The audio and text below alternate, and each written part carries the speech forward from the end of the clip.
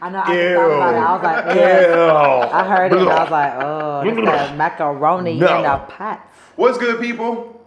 We back again. The people's favorite podcast.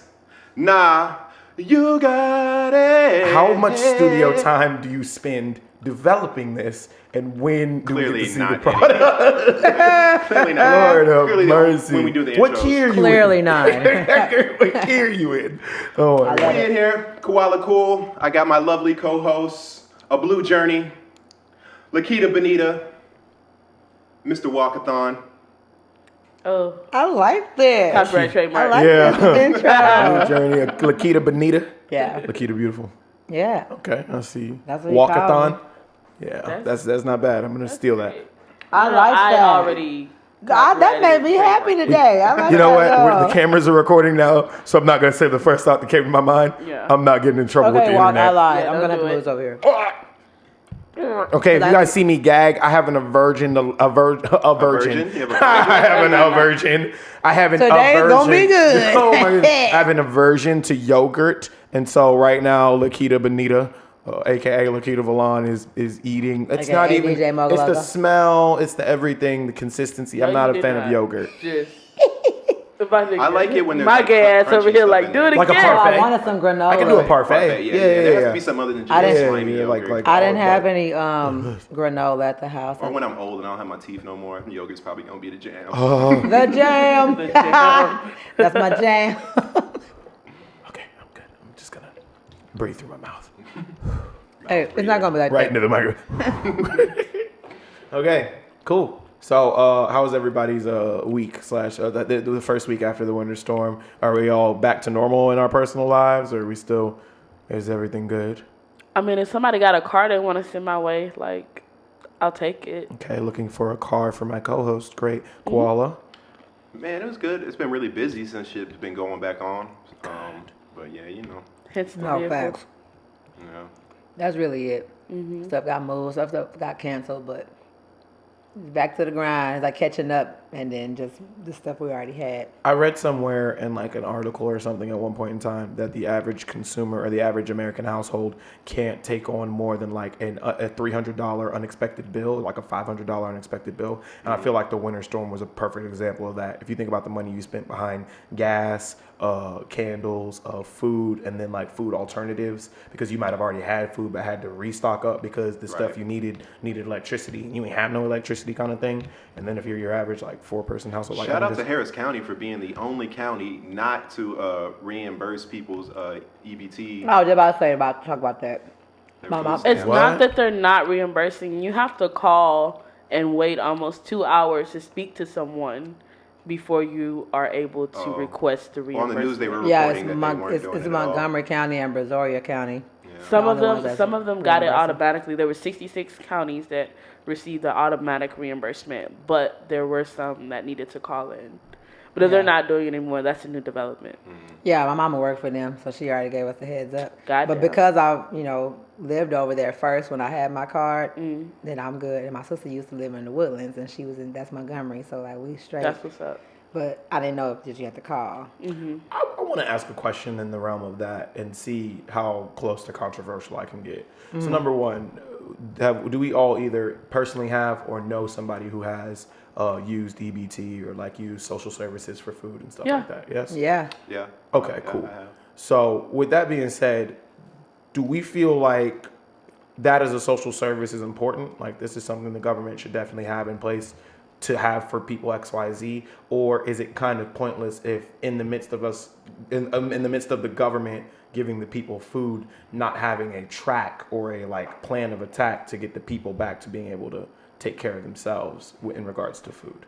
I guess it depends on like what it's for. You know what I'm saying? Because I feel like during Harvey was my very first time ever being eligible, because I've never been eligible. Like I always, when you like the minimum that you can make is like so ridiculous that it's like you're not gonna get approved. So when they gave it to us during that time, it actually helped out a lot. So I feel like when they do it in moments like this, where it's like, hey, everybody that wasn't eligible or people that were, you got your family, whatever, like this is a natural disaster. I feel like it helps out in that moment. And then later on, they can decide if you're abusing the system or not. But for somebody like me, I definitely feel like it helped out a lot. And then where we are now being like working for ourselves and stuff during all of this, like if I wouldn't have had that, I wouldn't have been able to. I mean, like once I quit my job and stuff, and then later on when I was able to get it, during Corona was when I first started getting it. If you pay taxes, you should be able to utilize that at some point in your life, regardless of like whatever's going on with you. You shouldn't be able to have it like forever or as long as you want. But I think everybody because everybody goes through some shit, and even though my income shows that I made this much over the year, right now I'm having a fucking hard time. So, you know what I'm saying? So I've been paying taxes all this time. I should be able to utilize that for a little bit. Yeah, that's what I said. As long as you're not abusing it, I feel like you good. But it would definitely helps. I promise on everything, it helps. It does.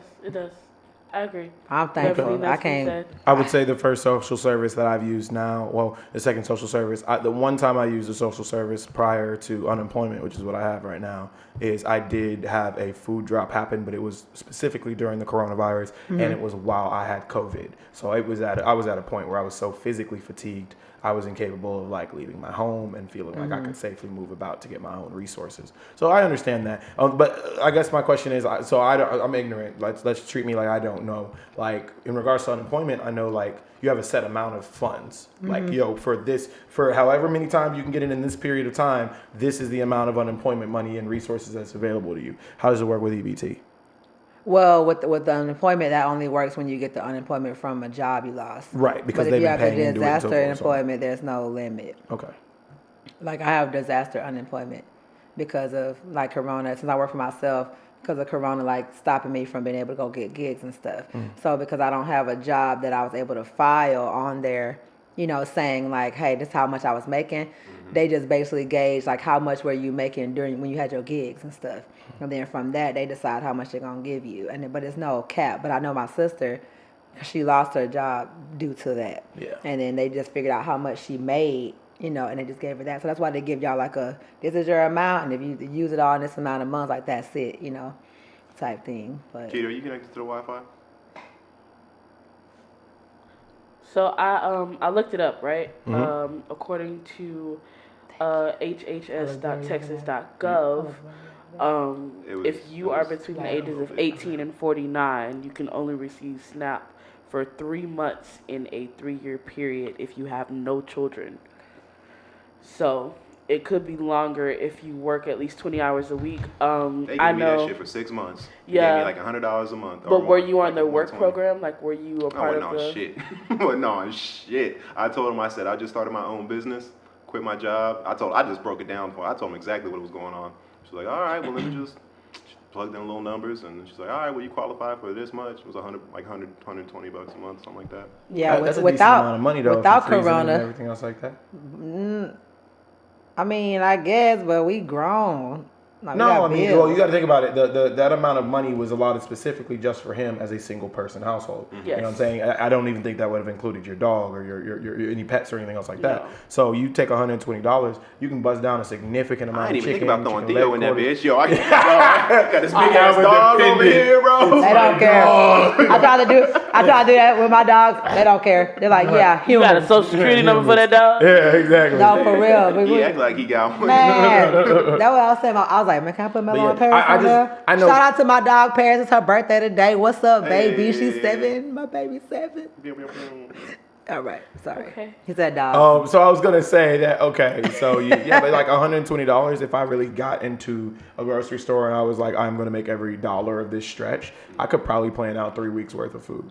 You know what I'm saying? Now that fourth week is gonna be a motherfucker because I'm not gonna know, even if I just do like, okay, this is the amount of carbs or beans or XYZ. No, or even if you like split the amount you make between like 4 weeks or the amount that you receive into 4 weeks, and you plan to spend, if it's $120, $30 every week, then you'll be good. Yeah. The food though is good, but the unemployment is where it's like, if everything, I think it's mainly when it was during Corona, it was like if everything's already shut down. And then you want me to live off $100 and some, but you still want me to pay all my bills, then what we finna do? Yeah. So that's really where I'm saying it as. It's like, but the food for sure, I can stretch some. Shoot, we was in college, I can make $20. And then even now, like you know what I'm saying? Like, usually they don't allow you to get hot food, so now we can get hot food on food stamps. So that's great. Oh, they just changed that. Oh, you can get the rotisserie until chicken? March 31st. See, you know what the problem is? I see it all the time. I'll go over here to the gas station, and niggas using their EBT cards for like Menthols and Rillos, and like you could do that at the gas station. No, you can't. You're not. I was gonna say you're not supposed I'll be to. seeing them getting it No, all. but- You know how they do it. They do it as a separate charge snack food. in the system. If the attendant knows what they're doing, they are able to swipe your EBT card as a grocery item. Oh, So they just charging you. So it's for businesses that don't keep inventory. The little corner store don't keep inventory like that, and they don't have to report to somebody. Kroger got to report. Yo, we sold this number of jugs. Yeah, of because I milk. was gonna say on the thing when you click it say food. And matter of fact, even if you have other items that aren't food, Listen, only the food amount gonna come Not out. at the listen. end. They finessing. Allegedly, I know about a gas station in Houston. I ain't gonna where say no allegedly- names, but you know. Where allegedly the Pull up. plug also worked in there, and allegedly I could walk out with $30 worth of product, and it just came up as miscellaneous when it came on the receipt. Yeah. Allegedly, I swiped my debit card. They do it all the time. I allegedly need to I know know what you this did all place is. that. But then I'm gonna say like when I have my food Hypothetically, stamps and stuff, I like world, to share. yeah. You know, like when I have my food stamps, I be blessing people. Like, I'm gonna get the groceries full. Here, your refrigerator. Oh yeah, you don't know about the thing that people be doing with their stamps? You know. No, I know they be selling them, but I don't Yeah. sell my stamps. I'm saying like from Corona up until now, I've had food stamps. So anywhere that I've been, if I'm there, I'm gonna get some groceries. Yeah, if I mix down with people, so I always make sure that I contribute a portion of my supply to the household because that's just But it worked for me. I ain't gonna lie. Like without that, I would have been probably messed up. I ain't gonna lie. I'm gonna offer this though. So like, I think that, and I hoped we were gonna talk about politics eventually on this show, or start to get into have certain conversations. But like Mitch McConnell, who is a U.S. senator, if I'm not mistaken, he was quoted recently saying he made a phrase that was mad detached from like normal U.S. citizens. He made a statement. I'm paraphrasing, but it was like roughly around the concept of like quote. We are living in an unprecedented amount of time where your average household is sitting on a pent up amount of unbelievable resources that they are just waiting to pour back into our economy, like end quote. And the first thing I read in that was like, are you dead? Like, what is actually wrong with you? There's a disconnect at the highest levels where they believe like, yo, we're hoarding, like we're holding out our last dime and dollar because we don't want to give it up. And it's like, no, that's you. That's you, dog. That's what you're doing. And that's our money. We are scraping together everybody's nickels and quarters. I got a little Timmy over here wearing his football helmet. What? It's June. Like, what are you? You know what I mean? Football helmet. Exactly. Listen, sometimes when I found out that them little kids was scamming, I felt so bad because on the one hand, I get it. This is a great scam because I believe you play football and you just put a helmet on. Now there is a percentage of the population that does hoard material possessions and then still struggle monetarily. Yes. You know, and just because they want to have their comfort, their things and their comforts, you know, so there is a hoarding in that sense. Well, it's hard for the average person to like understand really like certain comforts, even if they're one-time purchases, should still only come on the backbone of you doing the hard work, not the privileges you've been given. Like, for example, I never took any of like my relief money, my COVID-19 money or anything else like that. I wanted to buy things. I wanted to buy a PS4. I wanted to buy a TV. I wanted to buy XYZ. That would have been a mad irresponsible way to use those resources. I use them to purchase things I absolutely needed, whether that was food, repairs on my vehicle, because I live in a state where I have to have a vehicle to be effective in the space. You know what I'm saying? Things like that. Yeah. When I got the relief and stuff like that, I was like, it's just bills. And I still go to bill. I got one. And you can't really live on unemployment, right? Because not if you're living at your means. It just depends because like I say, if you know how to balance money, and I feel like when you've been in situations where you've had to balance money, then you'll know how to use it. Like when you get blessed with anything, you're gonna know how to make it stretch, especially if you like just pay attention to how you live and you look at the things like, do I really need that? Do I really need to go out to eat? Do I really need to go do that? And then you'll be able to. Now it was a struggle because there was a point in time, like with the unemployment, that they was giving that extra $600, and when they was doing that, I was able to like invest in myself, invest back into music, and do things to try to make that return come back. But then there was a point in time where they just cut that $600 off, and they was just like, now we're gonna give y'all $200, and then like 2 weeks later they was like, now we're not gonna give y'all extra nothing. And when they gave me my real unemployment that I would have really had, I was like struggling for like at least 2 months. Yeah. You know, like this just happened in like The only November and December. This literally just happened. The only reason I've been able to make it on unemployment so far has been because of the punch with the financial aid, with the federal government aid as well on top of the regular stuff. Yeah. Because I'm gonna be honest, like, and that's so important to the conversation is like I wouldn't be on unemployment if it weren't for COVID-19. No, yeah, I facts. would not have lost my job. I was working hard, and that's why the entire market share, the environment changed. So the government putting that extra tax. I don't know, them niggas was kind of struggling before COVID-19. They were, but don't put them out there like that. I'm working on some business. Who's here? You got a special guest? Special guest! Fuck out of here. Ain't no special guest. What the hell is going on? I have no That idea. goddamn interrupting the Is taping. this Travis? It's somebody else. Oh, Lord. Special guest. Special guest. Allegedly. My bad, y'all. Yo. Y'all know the work don't stop even when we podding, so. Okay. Calling it out. That's what we calling it.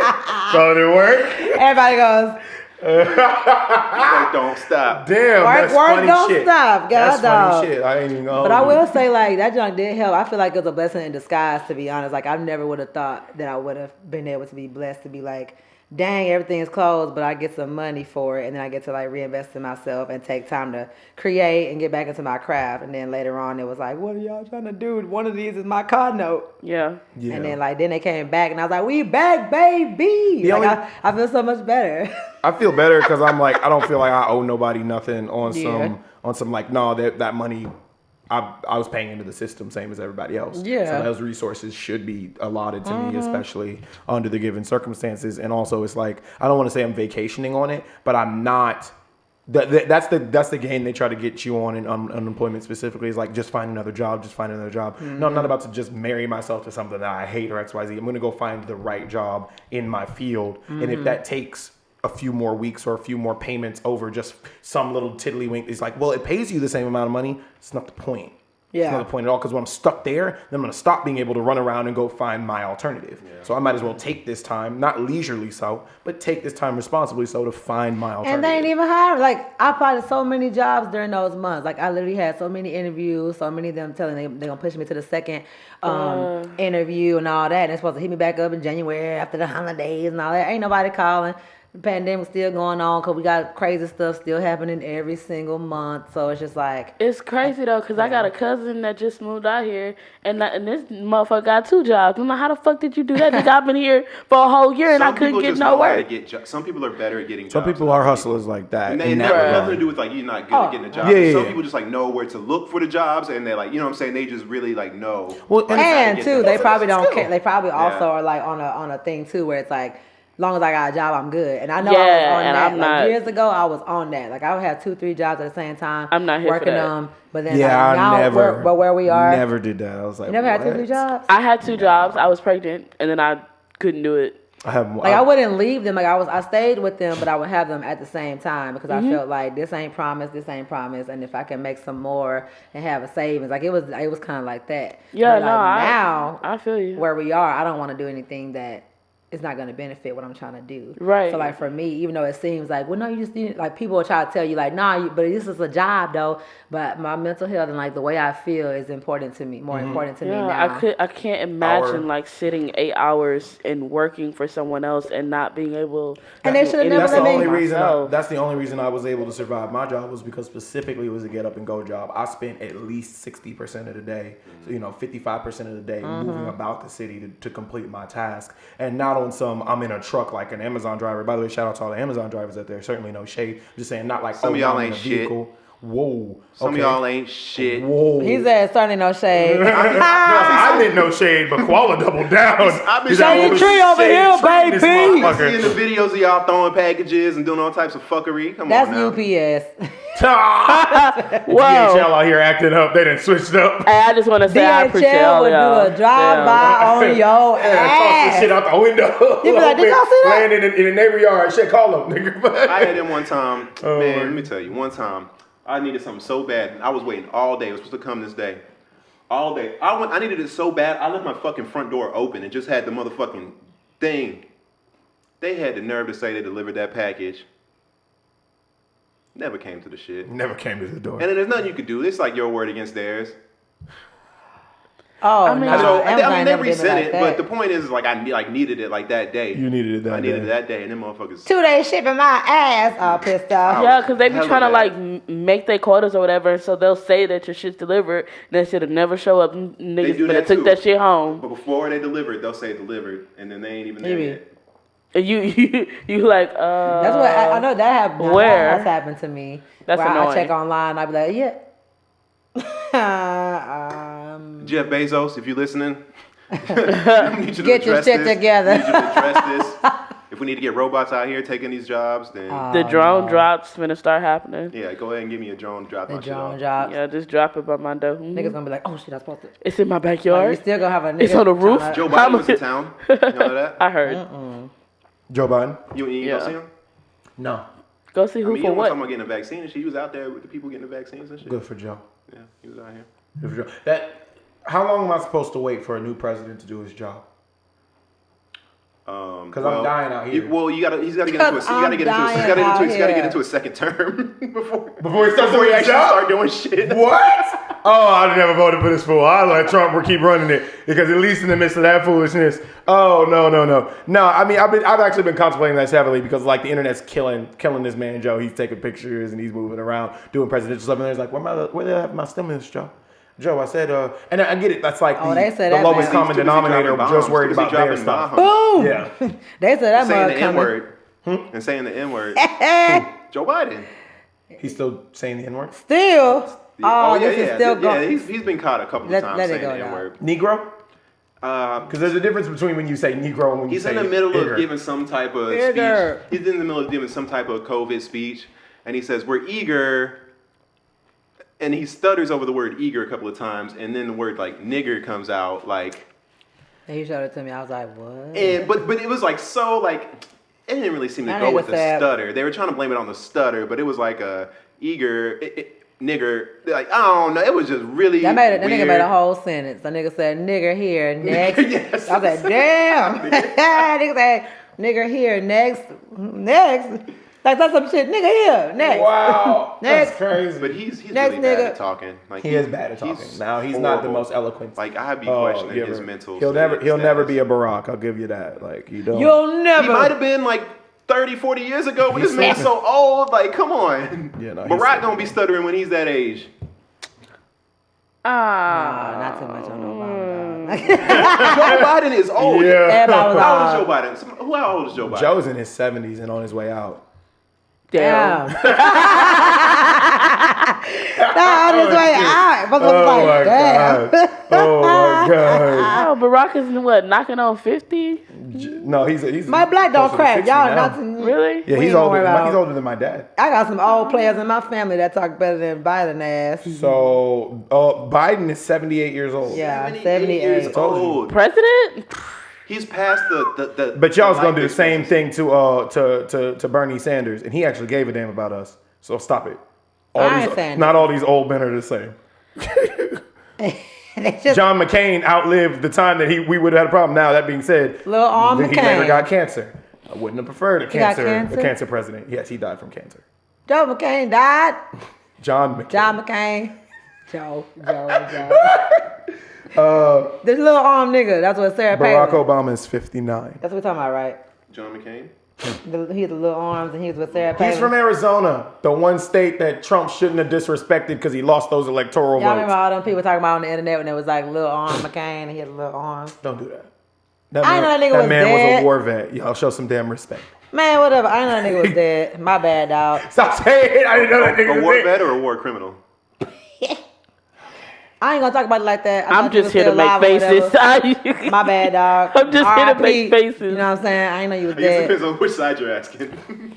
I think McCain spent a significant amount of time being a POW, so I'm gonna give him a pass. My bad, dog. I'm gonna give him a pass. I did not know. That's foolishness. Y'all are all foolish and ridiculous. I'm over here trying to have real commentary, and you guys are just cooning it away. I did not know he was dead, and that's so sad. Cancer. She keeps Cancer. Sorry. It won't stop. I'm sorry, Mr. McCain. Well, He dead. You guys, this has nothing to Can't do hear with you. anything. Were you about to pivot? yes. Please. Well, let's move into a topic. Okay. Koala had one on the floor, I believe. You wanted to bring. Who is that guy you were talking Nobody about? knows who Kevin Samuels is? No, who the f*** is Samuel Samuels? Kevin Samuels is like a YouTube person who's like Oh. getting like a lot of notoriety, especially as of lately. Like I feel like I've been hearing his name on everything that I've been listening to. Okay. And he is he advocates Renaissance men and traditional manliness and he the way he positions himself as like kind of like opposed to feminism. Opposed to feminism. Kind of like. Kind of. I mean, he definitely respects women. So I don't want you to get the impression like that he just doesn't respect women, but he doesn't necessarily like the way feminism has turned men into less of men and women into more of men. Okay, so let me ask a question so we can quantify the space real quick. Feminism. Mm-hmm. Do you understand the root idea of what pure feminism is, not the twisted amalgamation some microcultures have created it into being? I have the full and utmost respect for women, so I don't entertain feminism because it's not an issue for me. So I can say no, I don't. But I don't. So I don't hear their plight because I'm not part of their problem that they're speaking to. that's so unhealthy. I guess. You're a part of the patriarchy. Okay, whatever. I'm just saying. I'm just saying. Whatever. No, I didn't mean that as an attack. What I mean is that he's trying to say like if he felt like he was part of the problem, then he would probably look into it more to figure out like how to fix it. But since he's not part of the problem, from what I can tell, feminists aren't talking about me. So, Yeah. so I get that. listen to him. So I'm just like, okay, well, go ahead. Right, but I think what's important is that feminists 9 times out of 10 are talking about the structure as a whole, a structure which, by virtue of you being a part of the patriarchy, you subconsciously or unconsciously benefit from, and it's only in recognizing that you are consciously benefiting from a system that premised itself on subjugating that group of people that you can start to be a more active participant in seeing equality or an attempt at a more equitable share and balance of things play out for the entire group. That's fine. I'll give you a perfect example. I never want anything that I have because I'm a man. If I get something, I want it because I've been intelligent. I want it because I'm smart. I want it because I've executed well in this space. I want it because based on my merits, it's mine to have. I don't want something just because I'm a man. But there are systems that would naturally turn to me and say like, well, because you're the man in this situation, we're going to give it to you. Think about women who get passed over for like promotions at work. The woman is worked harder, done better, is more intelligent in the space, so forth and so on. The only reason I'm really getting it is because I'm halfway decent so in every other place. And they figure, well, we prefer a penis in the room than all the work of having to So do you deal not with see vagina. any negative sides to feminism? I think, again, that goes back to the smaller microcultures that exist underneath it that have weaponized it for their own personal self-gain. Look at traditional white female feminism. White female feminism places the principal idea of white, yes, women. And the moment white women are the first ones across the room, they shut the door behind them. What about black women? What about minority women? What about women from impoverished neighborhoods, XYZ? Oh, well, those people are dealing with their own systemic issues, but they were there to help make sure white feminists got through the door. So that's like a version of the toxicity. The other side of it, in my opinion, is like feminism that's used as like a more on the like man-hating train.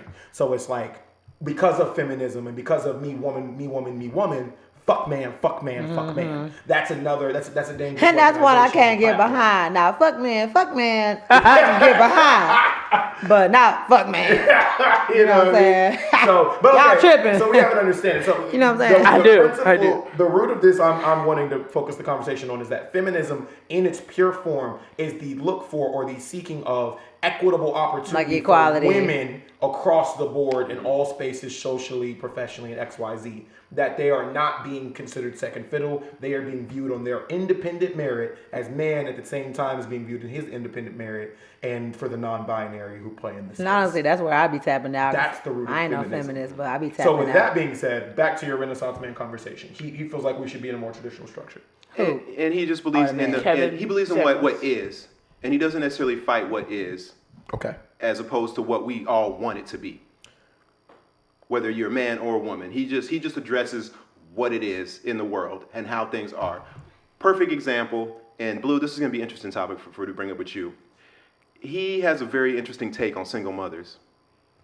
Oh, finally, Baby King. Shout out to Baby King, y'all. Don't put that woman's child's name on it. What are you doing? Baby What? King We is said fine. Baby King like No. every episode. This in the midst of whatever this was about to be, why you throw her child out? Yeah, she does have a Hey, son. no. This is his name. On Instagram. I was like, at we talk- BKQ I would underscore say Baby Baby King King. at least once every session. Just, like, oh my literally. God. You know what? It's not a secret, dog. Hang out. Go for it. Shoot for the moon, aim for the stars. And she even I'm going to do my best to surmise what happens with him on his show. Because what ends up happening is women end up calling in on his show. And they ask him like, whoa, why can't I get a man? Or like, Oh, is this that guy?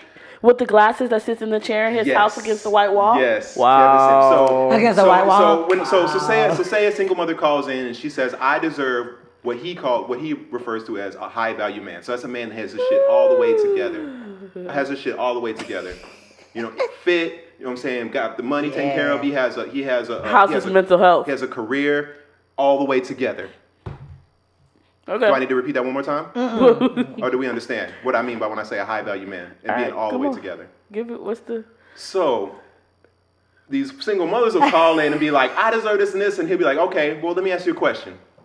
What would you rate yourself between 1 and 10? That's like one of the first questions he's about to ask him. Is he a black guy? Yeah. That's what I asked seen him him. too. Yeah. Okay, That's I the now first know thing who we're talking about. That's the first thing I now asked. know who we're talking about. I still just don't didn't know his who we're name. I saw the clips. I didn't know what the man's name And he was. he tries to get like extra real with these women and not feed into what they want, but feed into like what's actually what is. Right. And so a lot of these women they'll be like, oh, then they'll say like, I'm a 7, and he'll be like, no, it can't be a 7. That's a safe answer. That's what everybody says, a 7.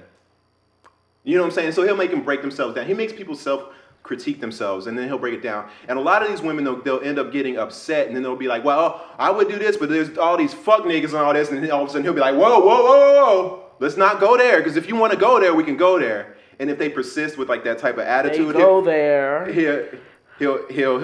off and he'll be like, all right, well, let's keep it real. Mm-hmm. And basically what he gets at is, as a single mother, while whether you deserve or don't deserve whatever, that's not what he's trying to say. He's not trying to say you deserve. He's saying what you are likely to get is not going to be what you want. Mm-hmm. Yeah, because of the choices that you have made younger in your life, it's going to limit your choices now at this age. Mm-hmm. And he doesn't do it he doesn't say it like in the like most politically correct way. He doesn't. No, he says it very harshly sometimes. For the views. Well, I'll give it that. When you're talking about that, now that I know who the gentleman is because I see him in my brain, I just wasn't connecting the face or anything. I would. What? No, go ahead. No. I'm curious to hear what you have to say. Please hear me out. I was just gonna say it's a product of the space. It's exactly what you said. It's like anti-feminism, but it's called the red pill community. What is that? What pill are they taking? What? Oh yeah. The red pill. This dude? The red pill community is the response to feminism. So it's like a bunch of men who are like, no. Wait, red pill is in regards to the Matrix? You take the red pill, that's where it came from. That's where it came from. But the red pill in regards to masculinity and femininity, like they're very like traditional. Like they believe very much in traditional roles, and they believe very much that those exist for a reason. Mm-hmm. So that's what the red pill community. It's like a response to feminism. It's really what it is. Well, my problem is this: at the root of it. Well, first of all, I'm gonna shut the fuck up. Blue, I feel like he was addressing you originally about the single mother shit. I apologize. I don't feel no type of way about anything that he has to say because he's not a single mom. Like, I don't give a fuck like what he has to say. because he wasn't there when I did the deed. He don't know like what that situation was or where I was or any, and I don't consider it a mistake. Like I would never consider my child a mistake. So I don't relate. I don't appreciate either. I don't feel like someone who's never been a single mother can speak to the value a single mother brings to the table when it comes to He's not speaking her from a future. single mother point of view. Yeah, no, I He's get speaking it. from a person who single mothers are trying to get, because a lot of women that call in are looking for men like him. Yeah, but I And so don't. Well, he sound like sophisticated, like somebody like of his caliber. because yeah, You trying but to tell me you don't want a high value man? he also can't speak for every man in that lane. Like there, Of course not. Of course so not. I don't see where I think where go ahead. What just I don't have anything to say. Well, I guess what he's trying to say. I've never seen the. I just looked up a picture of him, but I've never seen none of the videos. But I guess what he's trying to say is like, not that you don't deserve that type of person, but it's almost like because of that decision, like it's not like you even have to change your standards or lower them or anything like that. But That's you have exactly to take what into. he said. But it's almost like I guess he's trying to say you have to take into consideration those variables. So it's not like you have to change. Me having a child doesn't devalue who I am. No, it doesn't. And It doesn't mean that I devalue don't. you. It doesn't and devalue it's not you. even about like what I Yeah. deserve. You know what I'm saying? Like what's meant for me is gonna be mine, and that's the end of the discussion. Like if it's meant for me, it'll be mine. Like, Yeah, but I guess like I'm not like debating with you. I'm trying to figure out where this man is at because a part of I think about some of that stuff sometimes. Like I guess when we're talking to like each other and everybody's kind of like whatever. I don't feel like he's saying like you don't deserve it or you have to devalue or you have to like change your standards. I think it's just more like you have to keep it real with yourself. That's all. Like it's not like I don't deserve this man because I'm this and that, or I'm devalued because I'm a mom. Heck no, because my sister is a mom. Like, you know what I'm saying? Like, so I don't think of that like that. Like, I value y'all. So don't, I'm here with you. But I feel like he's just saying, like, because of the choices that you make, you have to also take that into consideration when you are trying to aim for somebody like that, because you have to think about most women that, in the traditional way, the most women that will wait for somebody like that wouldn't come with that. Like men, because some people consider that as baggage or whatever it be. So traditionally they wouldn't come with these things, and then you aim for this type of person, then y'all will come together and those things are created. But because you come with something already, some men like that in his caliber are already thinking like, well, you made poor decisions. Maybe you was actually just in love. Maybe you was actually just in love and y'all ended up just having a baby. That don't mean you made poor decisions. You loved the nigga. You had sex with him. You had a baby. But in his mind, he's like, we probably should have been a little bit more careful or whatever. Well, you know what I'm saying? Like, he likes to speak of if you are a single mother, he likes for you to recognize that you're a single mother. You cannot put yourself in the same category as somebody that doesn't have a kid. Like you're in a separate category. Like there's women that have kids and women that don't. And a lot of times the women that call into a show, there's single moms that try to put themselves in the same category as women that don't have kids. That doesn't mean and that. y'all aren't in the same category.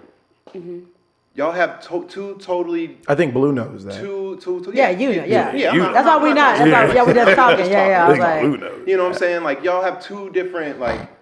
Well, so the same way I feel. Whenever I'm with interested in someone or I'm approaching a man, which I don't do, but whenever I'm in a situation or I'm dating someone, the first thing that comes out my mouth is like, "Hey fam, I got a child. You really ready for this? Like, is that something that you're interested in pursuing?" It's true because like even You with get a them hard dude like that. I mean, it's the you first. saw the head count. Yeah, you might as well know. You might as well.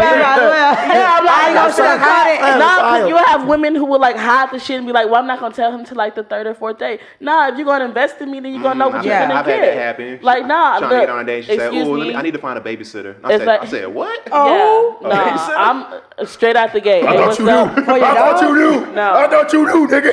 Straight out the gate. What's Yeah. up? My name is Blue, and I got a kid. So what you trying to Trying do? to do Damn, that's this crazy. or nah? Well, I know why certain women don't do that, because it's the whole concept of my child doesn't define me or isn't a part of my identification system. Now, as a third party viewer who has never had a child and subsequently can't possibly speak on that corner, I don't know if that's healthy or not, to healthily dissociate from having a child and that being the center now of your world, or be able to healthily say, no, I'm my own person. Your child- And part of my your child- personage From- is having a child. Yeah. From an active mother's perspective, your child is a part of your everyday.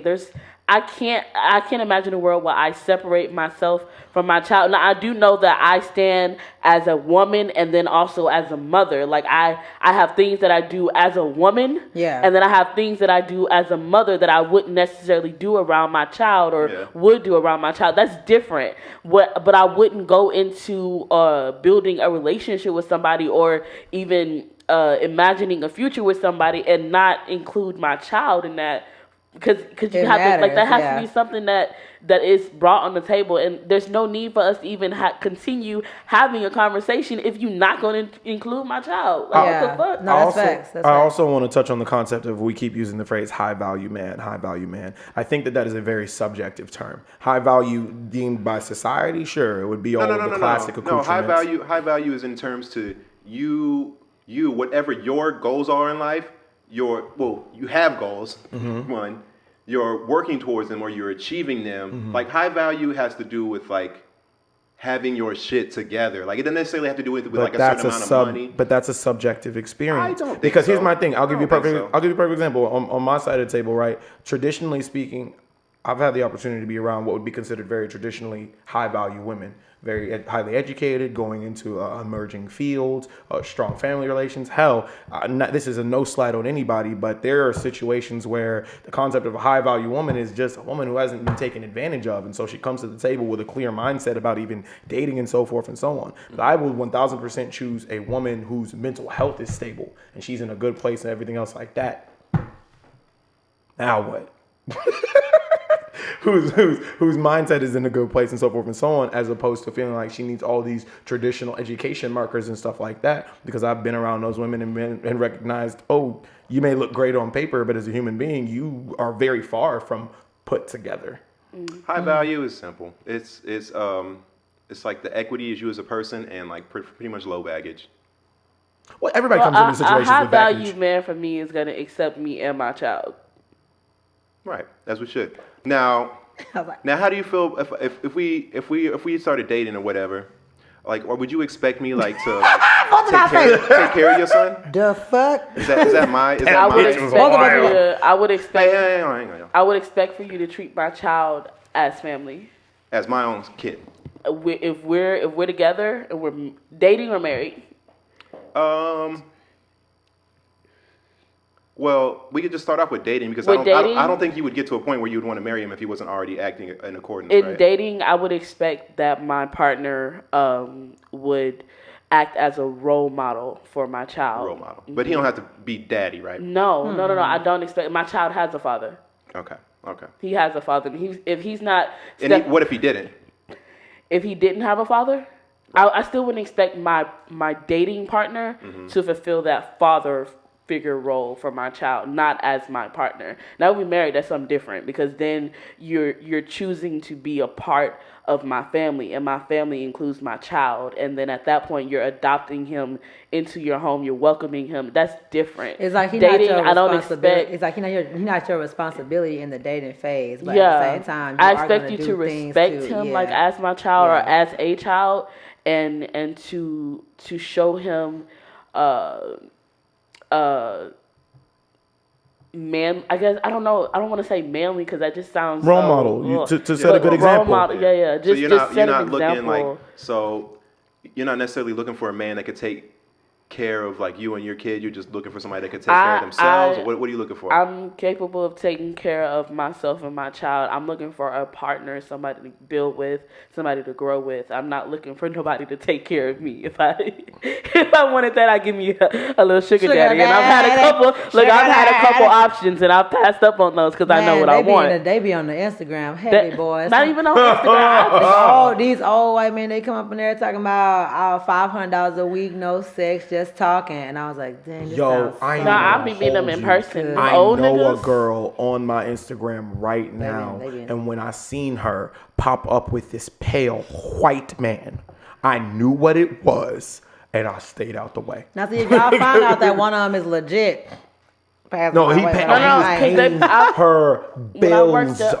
He paid out in full. She's keeping her money. He followed me. She is everything. stacking up right now, and it's crazy. And all she does is these little TikToks with him, little short videos. I think that was part of the arrangement. Is he needed to be allowed to have a public profile that could have something to do with his family or the people he wanted to be able to brag to. So she's not hiding him. If I was a woman, I would be a millionaire by next year.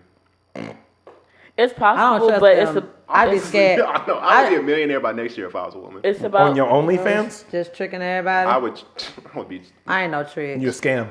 It wouldn't be no scam. There's niggas willing to do that shit, and they know what it is. They'll, like she said, they do. They'll lay it out. $500. Just talk to me. Your trick don't and I'd be scared though, cause I don't be knowing if they be bots, cause like I've seen some where they'll be there and then they'll disappear. Yeah, no, I only talk to niggas who are like I'll give you the time of day, like in person. Like I'm not. Yeah, but one man came up to me in person. No, I just don't feel. I just feel like you're lying. Like I feel like you're telling me that I don't gotta do nothing, but I just feel like later on. No, I'll never forget. When I worked at a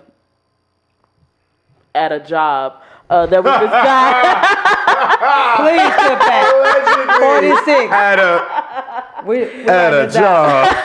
46. When I was working, there was this security officer who he was an old, bald-headed, light-skinned, short nigga, but he was married, and he was like, I really want to take care, and I'm pregnant, and he was like, I really want to take care of you, and I was like, what do you mean? He was like, I want to pay your bills. I want to, I want to get you a car. Said, what do you mean? I was. What do you mean? I was, because I'm at work and you trying to take care of me. Like, you don't have to work here no more. I just want to put you up in a little penthouse and take care. And I was like, I think I'm okay. But if you could put me up in the penthouse, why are you working? But here? he would come around Let me and be just show like, you real quick. Let me just show you what it could be like. He would come around like every You didn't want to see what it be like? Come on, you want to see what it would be like? Don't y'all me. I'm not with him. That's dangerous. Like if I was a dude and a female just to talk to you, $500 to talk. No, yeah, but that's dangerous. What you about? It's because we're a woman. It's dangerous. To talk? It's dangerous. It's dangerous, bro. Once you do something There's out men who there, take advantage that's of women power. who take. But you smart. It don't matter how smart you are. That's why we here. That's why we here. No, it's one of those things where it's like. Just said a minute ago. It's why we still here. I'm trying to get Lakeita paid. Hold up. Oh well, shit. Lakeita don't need the bag like that. Not that bag. That bag ain't a good bag. Your checkbook. Let me stop. Now I'm starting to feel like. Hand me your checkbook. Are you trying to get her paid? I don't need to buy her. Lakeita, come on. Let's get this money, girl. I'm trying to get you paid. Finesse films. Make sure you give me 100%. Now, God make sure you damn. take care of. Nah, pimp. That sounds like a pimp. I'll give you back what you deserve. Don't do it. No. I'll make sure you get taken care of. You're going to have anything you want. Don't do it. I'm not finna play with y'all. I'm not finna play with y'all. No, because I feel like, when they do something, that's like control over you. Like, you could think about the arrangement. You be like, all right, it do be sounding good, trust me. Let them feel like they got that control. What control? I know what you're saying. A man that pays you $500 to talk to him, what control does he have really? You have all the control. But I don't know if he's going to try to find me, pop up at one of my shows. Like, we post that stuff publicly. You know what I'm saying? Like it could, I feel like this trick showing up at a show is hilarious. You know what I'm saying? Like I feel like they're gonna take it further than what they saying. They of course. Then you let me know. Then you let me know. They do. Oh, what you gonna do? You let me know. Well, so he wants to be a pimp. That's what I've understood. Koala now wants to be a pimp. I know this sounds crazy. He wants to be a finesse pimp. It's so a lot bad. of responsibility. Huh? It's a lot of responsibility. Keeping a strong stable isn't pimp. something every pimp is capable of doing. That's right. I only need one or two. You only want two? I only need one or two. That's not an enterprise. You a One small of business. what? Yeah, nigga, you ain't even that. You a sole proprietor. The fuck, One or two what? You got less than 20 employees. I said to keep a strong stable, a pimp. You got less than 20 It employees. depends on the females. It depends on what type of earners. Oh, you definitely have to handle. If you got two high quality earners, you know what I'm saying? That's all you need. Oh, you know. It's No, not- because one of them's no. gonna want to be your BM. You gotta have your ride or die on your side. Yeah, who your bottom is the question, and when you got too high Right. quality, then they're immediate in a competition. You actually need the 5, 6, 7 of them to average out. Look at us giving up pimping, yo. Yeah, 'cause I probably y'all slap gotta them. save this. We can't have this conversation on this platform. They really might think we know some shit. Wait a minute. Look, I was out, and then when he said two, I was like, two what? Two what? We don't need nobody. Oh my God. Yeah, but are you gonna pull that weight though? I'm like, all the money. We got here from talking about a man. I went from like like about wait a minute. I went from like not wanting to be a part to being like, wait a minute, you trying to pick somebody? You think I can't do the job? You think I can't do it? I'm not qualified by myself. We need somebody else. Hell no! Like I was all pissed instantly. Lord have mercy. No, we don't need now, bitch, up in here. So I mean, I've been seeing these videos, and they are interesting to watch. They are interesting to look at. But at the end of the day, it's like feminism. I will make this objective statement. Feminism in its purest form, in that it is seeking for female equality or equity in this space. So that way they are not just being bullied or unduly mistreated or XYZ, and that things become more and more merit-based in regards to how we review them. I believe that is a healthy and a good thing. It's so sad to me that people feel the need to go somewhere else to find out what the value is. Like, sis, like, you don't need that. Like, well, but Blue, there's a lot of single mothers out there that are single and like lonely, and they don't know, and like they genuinely don't know why they are single. So they call into places like that because they like really want to know. Like they're like, yo, yeah. I just you gonna regret doing this because you're gonna be trying to get off a point, and then I'm gonna come in. That's good energy. I'm supporting you. This is great. You gotta come in with that other song. In the arms. You gotta come in with that one. That's his whole No, it's good content. 30 cents a day. I feel like we need background checks because we be getting in our bag, and you were getting in your bag. Okay. I respect what your perspective is. I respect that man's perspective to a T. There's a difference between encouraging somebody to recognize their own truth and hitting them over the head with the truth stick, because either way they receive the truth too, but it's about how it gets to you. Yeah. You know what I'm saying? I just want to say, just like there are categories for like women without children and women with children, there are categories inside of the single motherhoodness where we different. You know what I'm saying? Because all of us ain't the same, nigga. Yeah, definitely not. That's it. That's all. I'm not gonna lie. And the ones without the kids is some of y'all niggas. I'm not gonna lie. As a man or as as a woman, if you have a child, how you deal with your child is a reflection of you that I take into consideration if I want to date you. It's the same thing when dudes have children. Like we think the same thing. We be like, do you have kids? And it's like if you do, it's like, okay, do he take care of his kids? Yeah, because it's not just about if you have them. I don't understand this. What if all the feminists, all the Black Lives Matter, all the LGBTQ, all these separate groups, what if they all just came together and was just like, yo, can we just have like human equality, like period? Yeah, but everybody can't see that. That's how it started. Everybody can't see that. It's too broad of an idea. But that's how it started. This is the same country that used to own people. But see, isn't that the problem though? Is that we're literally all fighting for the same thing, but we're splitting ourselves up into different groups. Sure. Yeah, because and in different waves, different groups support different groups. Case in point, white female feminism. Everyone was behind the group and the ideology of feminism as a whole. White women just so happened to take the helm first, and they shut the door behind themselves in a lot of spaces and in a lot of places. I think the separation comes from when maybe, because it all started off with together, then you separate into like two. And then when you're in those separate little groups, I think there's like subgroups that realize they weren't getting respected in those groups. And that's why they broke off. And on another note, it's important to remember, it's like, once your fight is over, why do I have to keep fighting? Everybody doesn't have the emotional or the mental or the social. Our fight ain't even over and we quit fighting. Right, already. yeah. So it's like, I'm not even gonna lie, I had a perfect example of that. In the middle of all the BLM stuff, I have a friend, her name is Liz, and she lives up in the northwest part of the United States. And she was reposting a lot of like Latin American atrocities that were happening, like Latin, Hispanic, like all these different things that were like important in that circle. Here I am, rah in the streets about George Floyd, but I have to ask myself, if a Fuentes had been mistreated by the police officers or whatever. Over there, nigga. Over there. If a Fuentes had been mistreated by the police and it was just some violent shit that I saw on TV. Do you remember Daisy Fuentes on MTV? Hold on, you just reminded me of a crush I had back in the day. My bad. Go ahead. I'm so sad. I'm sorry. Go back. If somebody like had gotten caught up, you know what I'm saying, would I have been in the streets protesting just as hard? Because I saw a lot of Latin American and Hispanic American people walking and marching with us up and through Houston and so forth and so on. On the TV, I see a rainbow of people who are like, this is wrong. You know what I'm saying? This is wrong. This is wrong. This is wrong. White people, maybe not so much so, because they don't have to worry about that, because the system is ultimately built for, if one of you all is victimized, under most normal circumstances, you're taken care of by said system. But I just thought that was interesting, and so it pushed me to even recognize, like, damn, I started reposting stuff that had nothing to do with me. Yeah. That's what a really deep act of kindness is. It's something that has nothing to do with you. Yeah. You giving back to black people feeds you because you black. Right. You know what I mean? So, craziness. That's beautiful. So, speaking of that, I had a topic.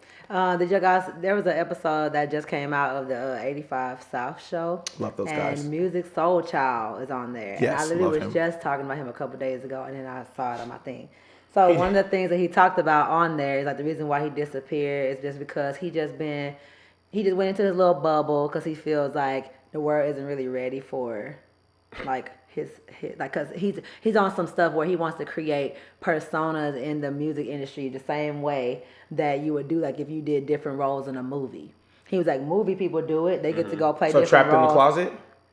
No, more like literally different artists, but they're all personas of him. Mm-hmm. But like, why can he said, how come that they can go play different roles and you accept it, but I can't do that in the music industry? That nigga wasn't ready. How you gonna be like, no, the world ain't ready? No, nigga, you wasn't ready yet. Yeah, he was trying to get your shit together. And so they were talking about like, dude, like nobody even knew, like you didn't even market it well, like, cause he has this one of his personas actually has a project out, and his other persona is called Purple Wonder Love.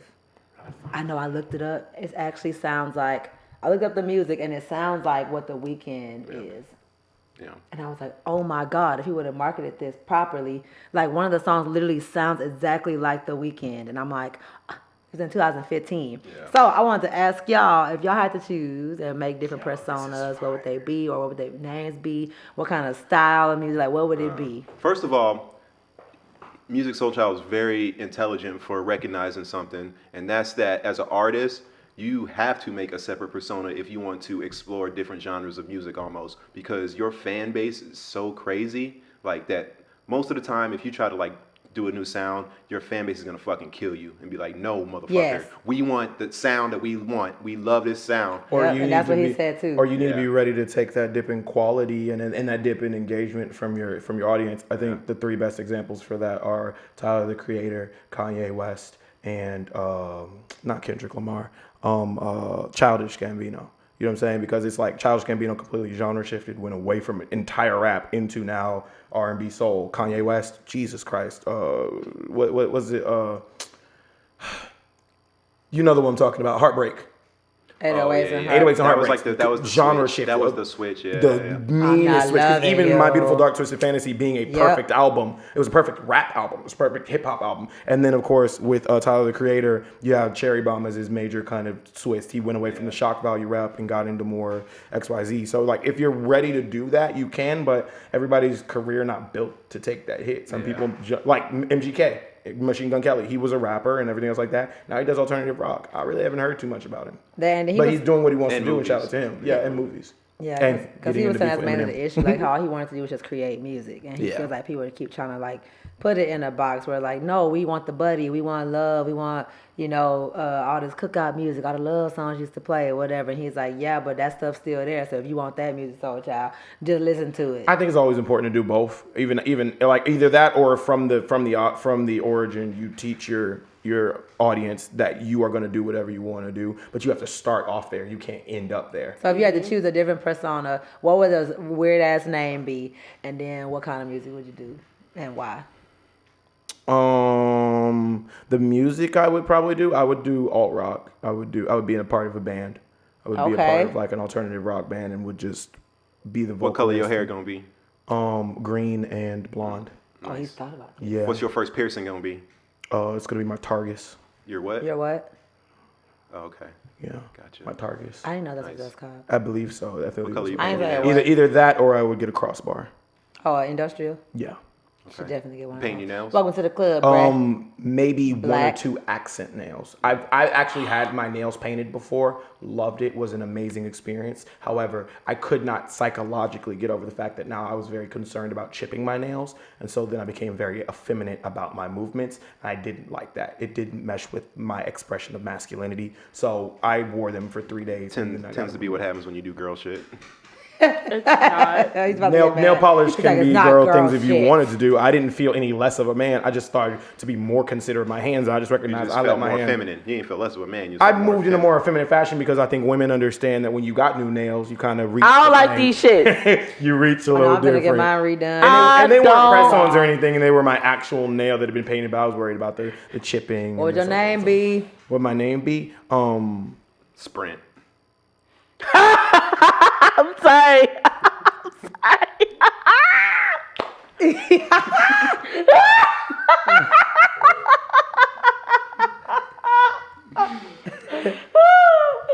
No. That's your first one, Koala.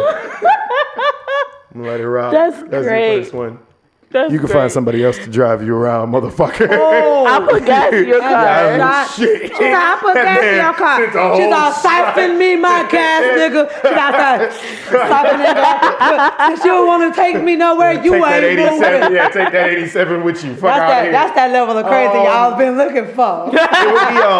It would be a whole other name. Like, for example, most people don't know this, but inside of my music, I actually have a secondary persona. He goes by the name Jerome. And so inside of like some of my music, I probably use the vehicle What are you Jerome looking once up? or twice. I'm typing all the best moments to ahead of time. Oh Lord, it was a vehicle for me to use inside of my music to tell a side of my story where it's like Jerome as a character for me is a little more unhinged. He gives a lot less of a fuck. He's also going to say the dark phrases that Roger or Walk isn't necessarily akin to, but I can hide it inside of Jerome. What's the difference between Roger and Walt? What's the difference between Roger and Walk? Oh, sweet Jesus. Roger is me all the time. Walk is an expression of the experiences that Roger has had. So Walk does not exist without Roger. Roger exists without Walk. And that's, I think, a key split that has to happen. So I don't know what my actual name would be, but I know I would be an alternative rock band. I would dye my hair.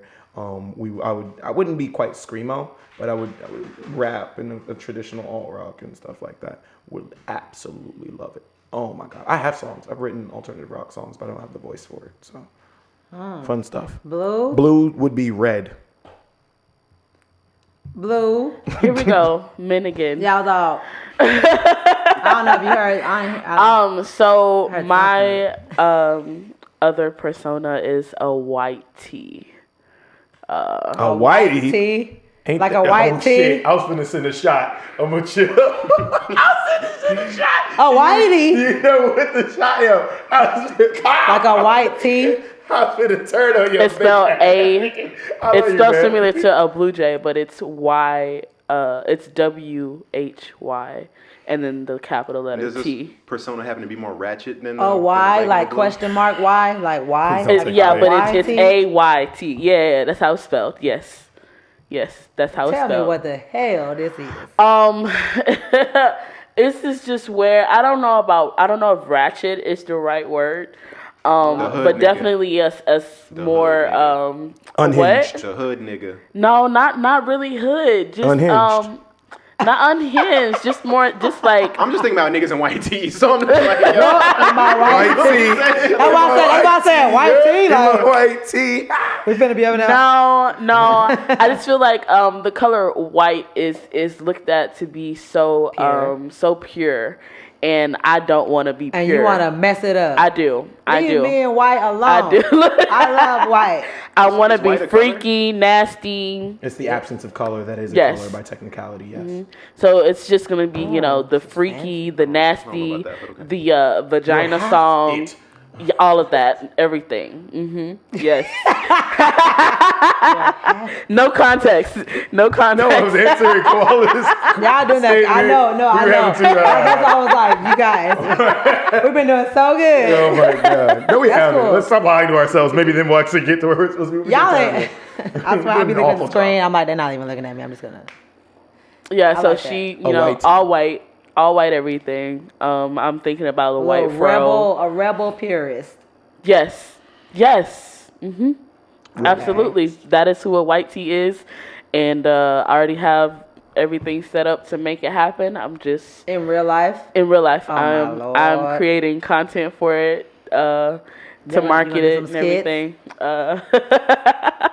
I fuck with that. So even if it's a bad idea, if you're building on it, I'm down for it. I'm down for it. Hey, but when it pop up, I'll be like, "Hey, this nigga said it was bad, but look at me now." I've had bad ideas, and my team's gotten behind me. Like, I don't think this is gonna work, but I'm gonna do my part. Yeah, You know yeah. what I mean? Nah, I just need y'all to repost, tag, support, subscribe, all of that good shit. No. When a white tee drops, a Blu J and a white tee. A Blu J and a white tee. You can make your own dual album where it's you and a dual album, and then also a concert where we both are there together. Are you gonna record one part of you and then act the other, or are you gonna? You gotta tell us about. Yeah, we're gonna talk about production. I'm actually in on this. This is a great idea. Now that I can see the vision, this is a great idea. I'm on the production the whole team. show you just schizophrenic. The whole show. What the fuck? But you think it's $50 because you're paying for two artists? Yes. VIP is meeting OYT in one room and then a Blue Journey in the other. Oh my God. Just taking one shirt off and putting the other one on and being like, hello. Or even having like the split outfit where like I turn on this side and I'm like, and then Two-Face. Yeah. You're all Sia, like Sia. What about you? What was your rap persona? Was it Koala? Was it still Koala Khool? How you know about me rapping? What you mean?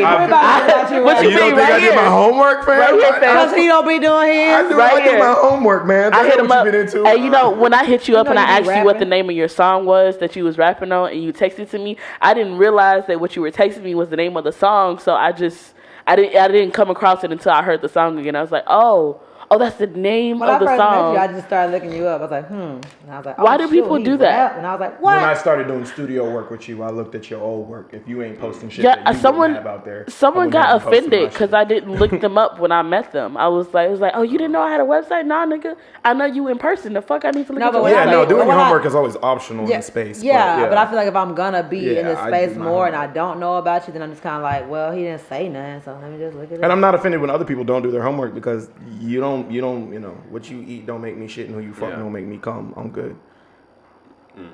Quote. So to answer this question, it's really hard for me to say what my other persona would be because it's taken me a long time to come into myself and come into like my full being of who I actually am. And so it's really hard for me to even get in the mindset of trying to be something other than that because I've spent up until this point in my life just trying to actually just fully be myself. No, I definitely connect. So it's really hard to question for me to answer. You don't have like a. I would say who I was before, like Timmy was actually like my alter ego. Fucking square ass nigga. Super square ass nigga, yeah. Wait, Timmy. Okay. That's my alter ego. Do you ever tap into him sometimes? Nah, he be trying to please everybody too much. I can't. This is just not good for my mental health. Okay. What's his favorite color? I was gonna say, what he be doing? Yeah, when can I meet him? He was doing all types of dumbass shit, trying to. Man, he was a simp. Timmy was a simp. You think he was a simp? He was a simp. What he was doing that was simp. I think, I was about to say, maybe he's a really nice guy. I know. To get to know him. He was a really nice guy, but he's a fucking simp. I'm all, I was like the kind of guy I'd love to be friend. I want to get to know him. He was too nice. He was too nice. He was too nice. Maybe they took his kindness for weakness, and he was actually abused and needed to be protected by his friends. No, that nigga needed to die. That nigga needed to die because he was too nice. He needed. I want to meet this guy. He sounds cool. He was not that cool. I promise. He sucks. I killed him. He's not here. It's over. Anymore. Get over it. You know what? Get out. Hey, Timmy, if you're out there, I just want you to know. Timmy. I just want you to know that I'm here I went for from somebody you. that used to care a lot about what other people thought about me and just what other people thought in general, and that was like probably like that was like the worst part of me because it was a very toxic relationship I had with my own thoughts, and the moment I let that go, like I found myself just way happier in life. Period. Well, I'll also say this. Balance is key. Yeah, I was gonna say. No one is suggesting. You don't want to just be like, That's yeah, I was gonna say because I think that's what. Wait, what? Balance. I'm always. I learned that by virtue of doing what's best for myself, I can also do what's best for the people around me. I don't care. I don't care about like what people think. of me, but I care. What did I about just people. say? Yeah, did we? Never mind. Like, It's not important. If I care, I don't give a fuck. Moving on. like if I Oh, care about fuck. you as a person, like if I care about you, I just care about you. It's like what you care about, I care about it because Yeah, like you care about it. yeah, I'm down to hear what you You know think, what I'm but I trying don't to say? care Like, it's about like it. if I see the look in your eye when something genuinely like makes you happy or like you care about it because shit I hit care different. about you, I'm like, this is important to you, and because I care about you, that's why I care. But as far as like, if I only But care, so you try to act like you care about that same thing? no. I'm saying like I understand like the passion. Like you know what I'm trying to say. Like just say on some little shit. Like okay, just say Dr. Pepper was your favorite drink. Rice. I love rice. But you know what I'm trying to say? That might not be my favorite thing, but if I know I'm about to hang out with Blue today, I might go be like, hey, let's go get some rice. And she's like, oh my God. Yes. You know what I'm trying to say? All Because the time. even though that might not be my favorite thing, if I care about you, I want to make you happy. It's all I'm trying to say. But I did used to be like a people pleaser, and I don't do that no more. I try not to do that no more. Yeah, But yeah, it's for kinda sure. hard because I really do be caring about y'all. Yeah. If I had another persona, it would definitely, her name would be Magenta. Ooh. And she would be the raw, uncut, Color Game everything. on Like lock. all her music, she would be cussing in all of it, Yeah. saying all kind of the things that be Ratchet. in my head. Hood rap? No, not ratchet. No? Still kind of similar to like my style, Uh-huh. but she wouldn't give a fuck. Okay. Like I give a fuck, but I'm saying like the uncut, like here it is, there it is. Because I'm You be very giving it true to in us my raw. music, but I don't want to curse in my music. I don't want to. Right. I don't want to do that. It's not like I'm just being somebody else. Like that's just who I am. No condom, no lube. But- That's what you're talking about. She about Yeah. to just fuck you, just get it. But no Vaseline. Vaseline? You know the song? Ice Cube. Ice She Cube. doesn't know.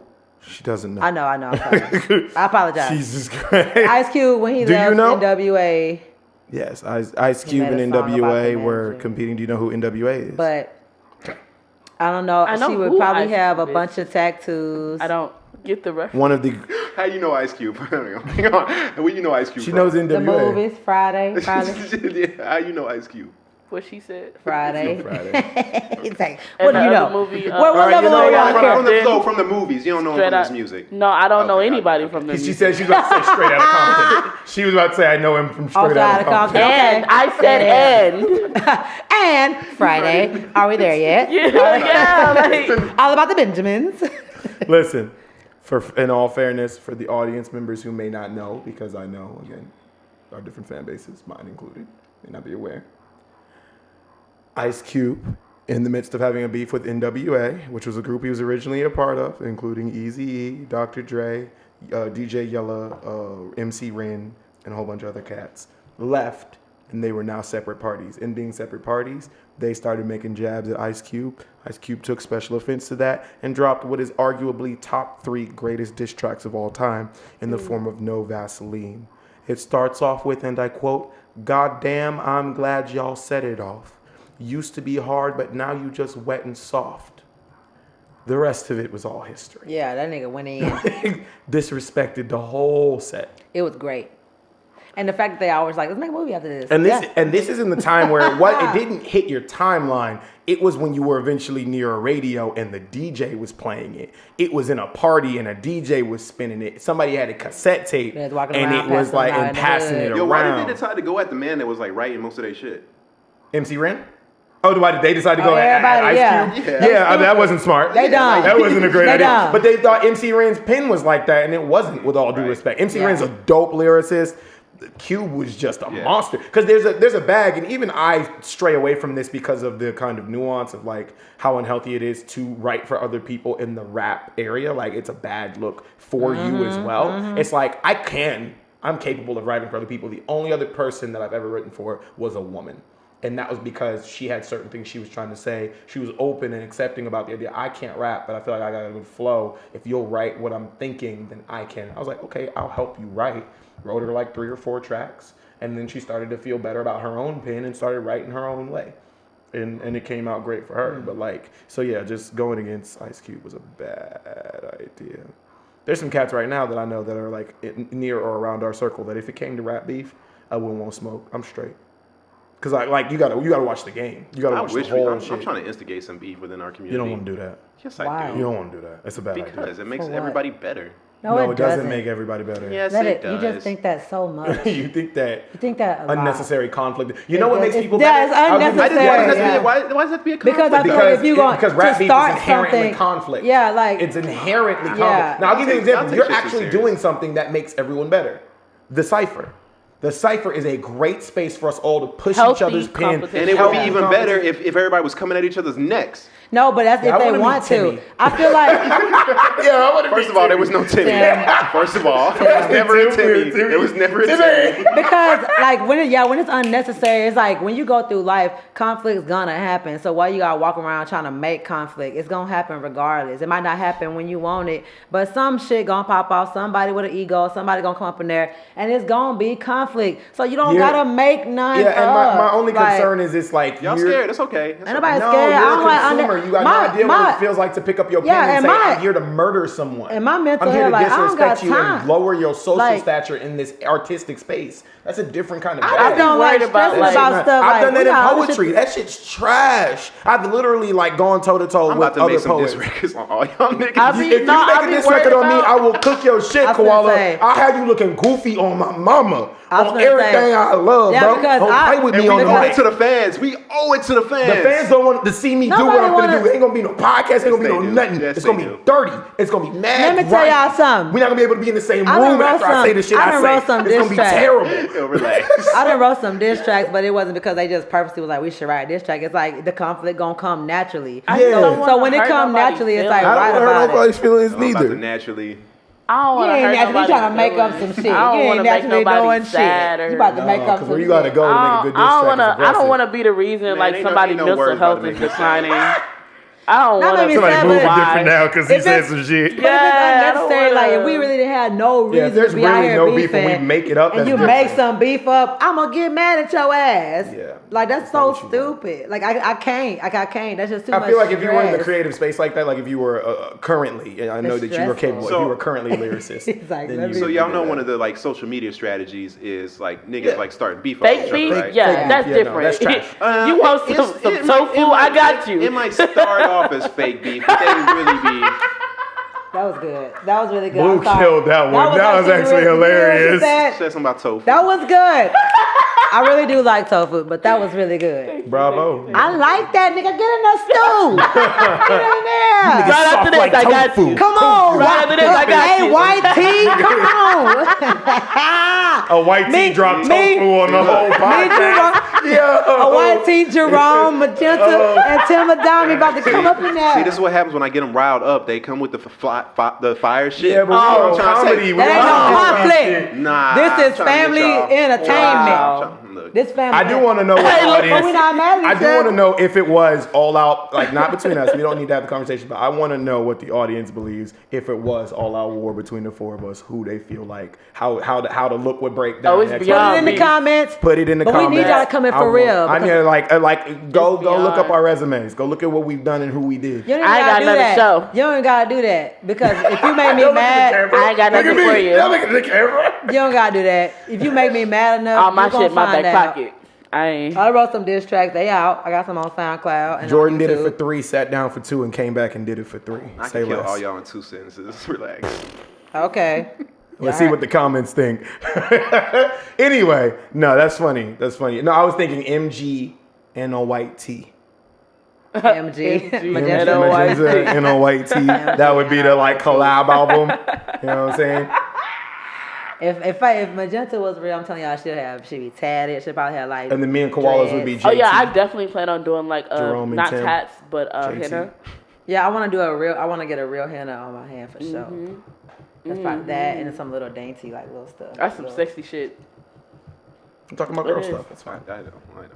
I mean, But- niggas can do I If wanted you to comment ask y'all down a below who question. y'all think gonna murder And, each other if we was all ask the dissing or question. whatever. No, it's not appropriate for the podcast. But What it do you does lead mean? well It's into the my Nothing's ever podcast. appropriate. I talked about not sucking dick last episode. Nothing's ever appropriate. Nothing's And then we went, ever. What? It's not even controversial at all. Not sucking dick. Now, if you were talking about sucking dick, that probably might be something. But not. I feel like there's I mean, plenty of I don't know. podcasts that have already tackled that conversation. He's like, "Ooh." and we don't really need to have the kind of discussion. I think Hey, it's necessary. Diss track coming. Talking Diss about track not coming. sucking dick. Ooh. Played around with Lakeita and now he got the magenta. I don't think I'm on this nigga act in case he forgot to mention. Fuck this. Fuck this. Fake ass conflict. Oh my God. Fake ass conflict. The question I wanted to ask, well, I'll ask the ladies first. Have you guys synced up? What do you mean? With our periods? Yeah. No. Oh, we don't. I told you I was irregular. What the? Whoa, I'm gonna go to the bathroom, y'all. Excuse me, y'all You brought this up in the time. No, I did not. No. Let me finish my sentence. First of all, let me finish my sentence because I didn't say I right don't have your now. calendar. Last time we were saying, you said, why don't women tell their stuff about their bodies that we should know? Yes. Yes, you did. Let me finish my sentence next time. Bring out Tim. What Tim at? Tim asked. See what I've done? Tim would never. In one question, Won't even know Tim. He would never do this. Tim would never do this. We ain't even met this nigga. We got so much faith in the nigga we ain't met. Yo.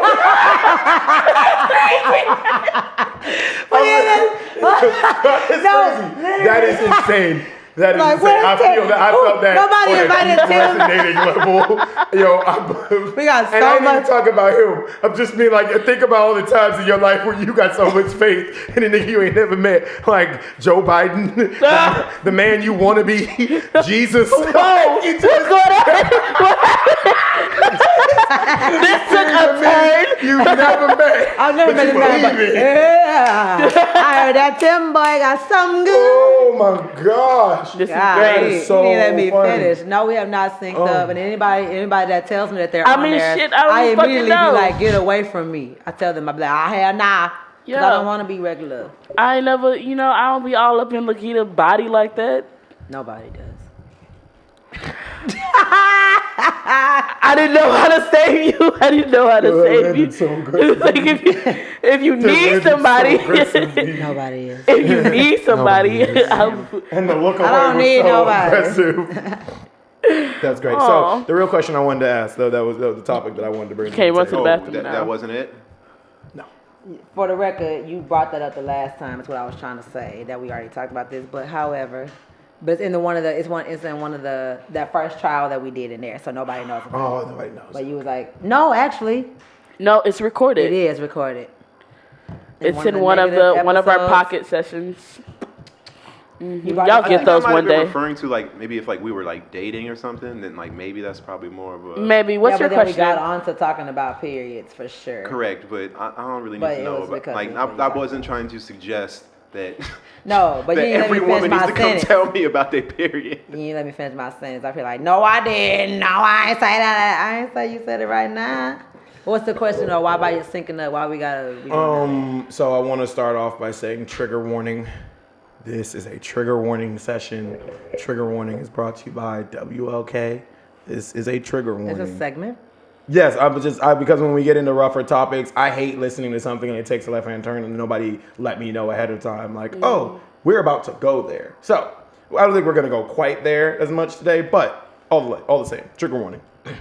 Dark comedy. How far is too far in you all's opinion? The reason why I ask is because like I'm a big purveyor of dark comedy. I enjoy dark comedians. I think that some of the stuff, for example, one of my favorite dark comedians is Anthony Jeselnik.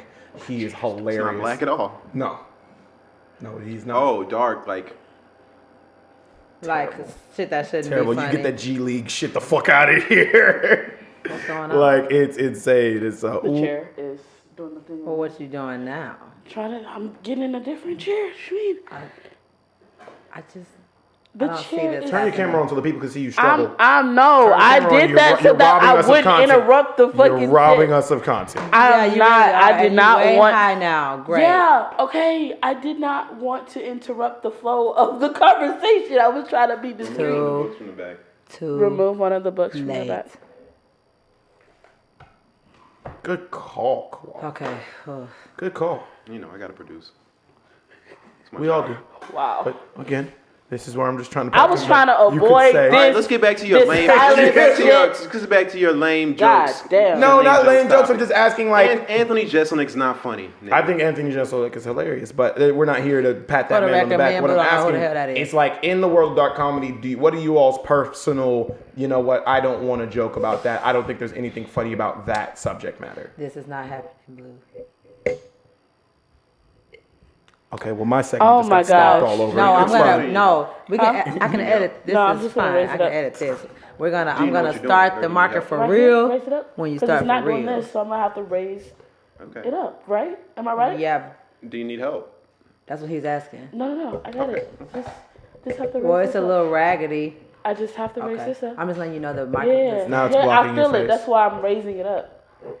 That is why. You raise me I'm up raising it up. so I I'm not can gonna do this stand with on you, the Lakeita. mountain. You're not gonna bully me. You raise me yeah. up. There we You go. are gonna start. Cool. I mean, I guess covering half Pull the it face. down a little bit. Gotta go back here. Yeah, just a little bit. I would have helped her, but she No, she didn't direction need is key. I guess. need I help. tried. To Hell you. yeah. That's funny. It's okay. help. Women, when you need help, just First don't of all, be afraid. stop. Don't be Bro. afraid. Women, it ain't Don't us. be No. afraid. It's not don't even do that, about Koala, that. no. Don't be The afraid. fuck? I'm here to help. It's not even about I'm that, here to fam. help you be Everything great. I'm here to ain't help you be women great. and men. Let me help you be great. Men, don't be scared either, because it be really be y'all. This nigga loves making like sparky controversy information I need some content. help. I Great. sure gonna Nigga, ask. run me some money. Run you Oh, some that's money. kind of. I can help you make some money. You want to make some money? Hell That's yeah. pimp at your Oh, service. hey, let's go. I got These you, niggas- Blue. Let's go. You ain't finna be my pimp. Hell Listen to me, no. though. This nigga trying to be somebody pimp. She out. Fuck that. He said you Fuck gonna listen to me that. though. Well, I'm out. Yeah. Damn, thought I was in. I ain't trying to All be right. nobody. And what's up, Walk? Fuck my segment. No, segment. my segment. Segment. Damn. Trigger warning. All I tried to do is I want to be part of the team. This is gonna be called Walk Cries. I Those two sentences in the trigger Bible. warning. I'm ready to hear Two the words. trigger warning. Come That on. one scripture with So I'm two just words. asking for each of you personally in the world of dark comedy, is there anything that isn't acceptable for you or that you don't joke about? I will start. For me personally, I'm cool with all types of dark comedy except for when there are white comedians who use the N-word. I just don't particularly care for it. I don't see the need for it. That's not a word you need to have in your arsenal. You literally have the rest of the world as a laughing track for whatever your conversation wants to be about. I don't even mind like kind of slightly racist commentary. Like, hey, black people sure like Kool-Aid, don't they? Like, I'll get a giggle off. Like, oh, this is some ignorant shit I'm listening to. But when they start using the N-word, it just seems so like unnecessary. Like just that extra step. It's just like, for who is that for? Also, we're naming our triggers. Not necessarily our triggers, but just the things you know, like I'm not triggered by it. I tune out at that point. That's where I could never get behind. What's his name? Burn something. Bill Burr. Bill Burr. I could never get behind Bill Burr because of that. Yeah, I'm not down with white comedians talking about how they Encounter black people or how they something. can't. A lot of white comedians talk about how They feeling can't they're not, like their feelings don't matter, or like, you know what I'm saying, they get attacked too much and like shit like that. It's like, motherfucker, shut your ass up. I've been attacked. Shut your ass up. Now what I am here for is the honest commentary that comes out of like those very strong and aggressive comedians. For example, when Bill Burr did the SNL thing and he was talking about white women and how they've been benefiting from how the white man has abused. Oh yeah. No, get that shit off that all day. That shit was hilarious. Get that shit off all day. Like, this is great comedy. I am here for this. But so that's my But you don't word. ever really want to hear a white comedian talking about black people, really. Like, There's some white comedians who do a really good job of Gary Olsen or Gary Owen.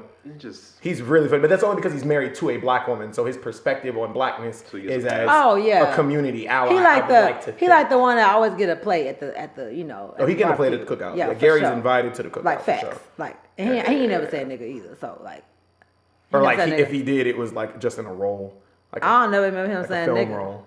No, I don't think he would because he's because he got a black wife and he's got black children. Like his children, Yeah. he's admitted he's like, my children are black. Like those are my black. You don't think he kids. said, little nigga, get your ass off? You don't think he's getting that off at home? That's a lot. You don't think he's getting that off? That's a lot. See, look at you getting Come tired. here, little nigga. I don't even like calling my own child a nigga. That's funny. What's All your right. triggers then? Oh, yes. I was gonna ask you. Oh, my triggers. Yeah. What isn't funny to you? Oh, what's not funny to me? Yeah, like when they hit that topic. I guess if people start saying some real shit as jokes, like when you confide in somebody and they just bust out like a real shit as joke, and you be like, oh, I thought we was in confidence. Like, why would you say Like that? when they start giving up somebody else's like real personal truth. Yeah, like just say you be like, and that's why your crackhead mama. That's a line, right? When is it content? When isn't it content? Like if you're like, but here's my thing: is a comedian not like a news reporter? I don't expect anything I tell a news reporter to be in confidence. Well, I'm because saying, it's your job to give up this I'm talking about information. real life triggers. Like when I watch a comedian, I'm talking about I don't know nothing about their life or who they talking about, so that don't got nothing to do with me. You know what I'm saying? I mean, but at the base of every joke, isn't there truth in it for someone somewhere? Yeah, and then I guess also, okay, so if we're talking about like comedians, I guess the only thing that get on my nerve is like how they try to paint women. They try to tell, like y'all literally have this thing in y'all head about women, and it just be annoying because people like, man, Blue be sitting on the couch like, that's not everybody. Can we get an example, please? Y'all know what's going on. Women, like I'd be like, yeah, a woman be like, oh, I don't want to. Like why you didn't call me? Like they try to make it seem like every woman's nagging. Everybody gives a fuck about why you didn't call them or why they didn't do this or everybody want money. You don't? Or everybody no. Oh, okay. Yeah, no. Good to know. I just want to know what you writing Koala, down. does anything affect you? Good to know. Hold on, wait a minute. I tried to save you. You're back on your own. I'm sorry. No, I tried to shift. If you'd stayed with me, we'd have been able to sync up. Get the fuck out of here. Oh, you know what I'm talking about, Blue. Like they try to only talk about the parts of women that they've experienced where women like be like, oh, he ain't called me, I'm finna pull up on him or whatever. Like all this crazy woman mentality. They try to pin it off on all women. Is what I'm trying to say. The crazy woman is what they try to pin off. The crazy. I don't like that because then like men that watch it and be like, hell yeah, they do be doing that shit. And you be like, no, it's the bitches that you was dating. You know what I'm saying? Like there are one in a million. Just like y'all feel like it's y'all just the women that all of us been dating.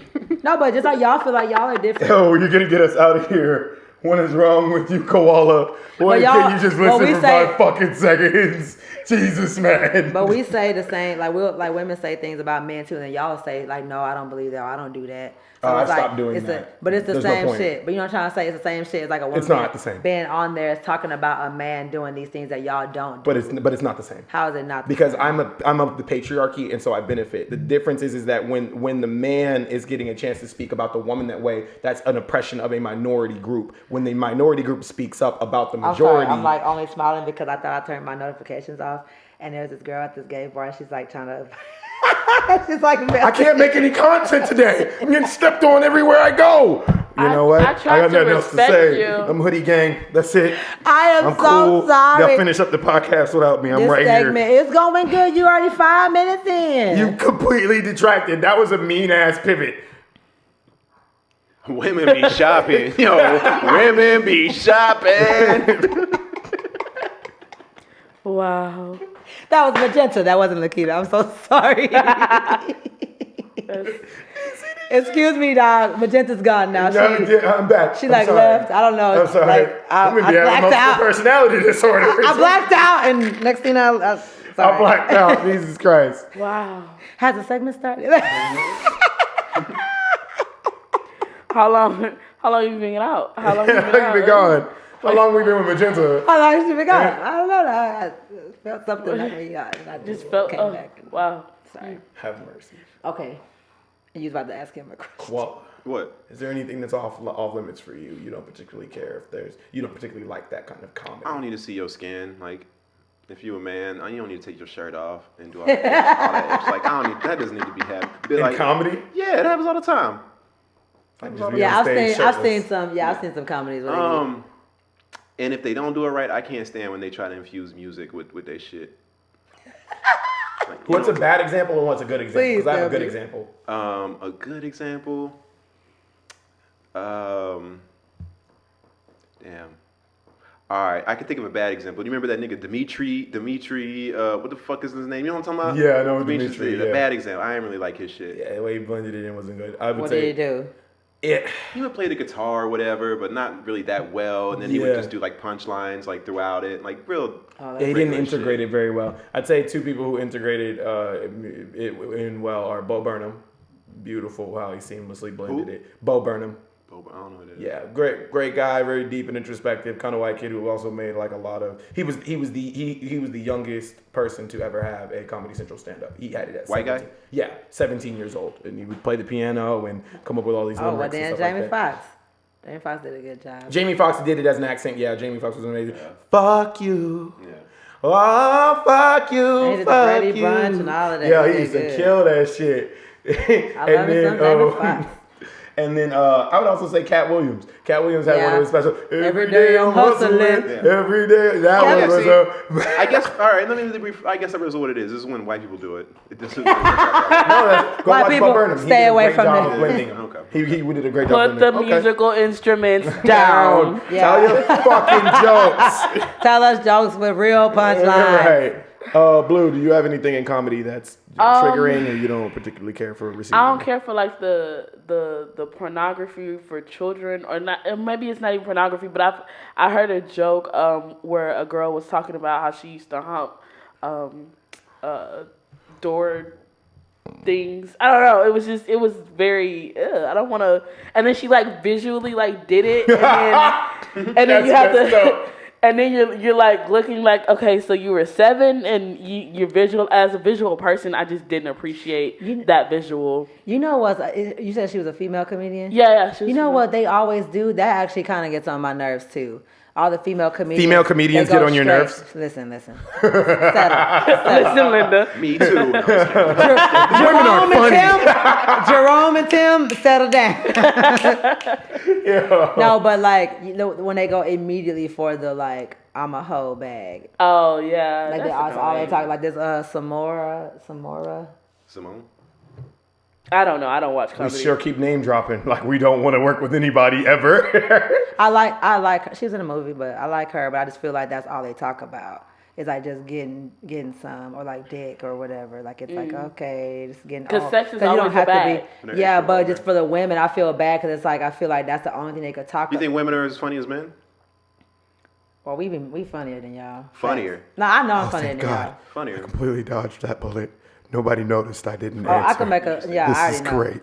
I'm not even a comedian, and I got you smiling already. You're not even laughing. That was hilarious. It was hilarious. No, yeah. Exactly. Oh, the joke. It doesn't matter. That was hilarious. No, hilarious. but it doesn't That's matter. fucked up. But it doesn't matter why you're laughing. You're laughing. Okay. You got it.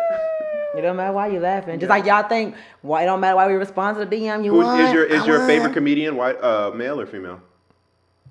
I don't watch comedy, so I don't have. Okay. My favorite comedian. Don't stop. No, because I like for example, there's a young lady by the name of Wong, and she did Baby Dragon and Baby Cobra. She's hilarious and was one of the best specials I had watched that year specifically. Really so I don't know if there's been enough opportunities for women for me to be able to say emphatically across the board. Now I can have a favorite male and a favorite female. I don't have a problem with that, but just like saying overall, I mean, unless you want to just talk about the gods of this shit, like your Dave, your Dave Chappelle. Yeah, your Dave Chappelle's and your Eddie Griffins. Yeah, that's not enough. Unless you just want to talk about the gods of this shit. Then. Ladies, that's not enough. I know y'all think y'all are funny. No, nigga, we funny. Go, do it, Koala. Give it all up. Right now is your chance. We can make sure you never have sex again. All you have to do is look into the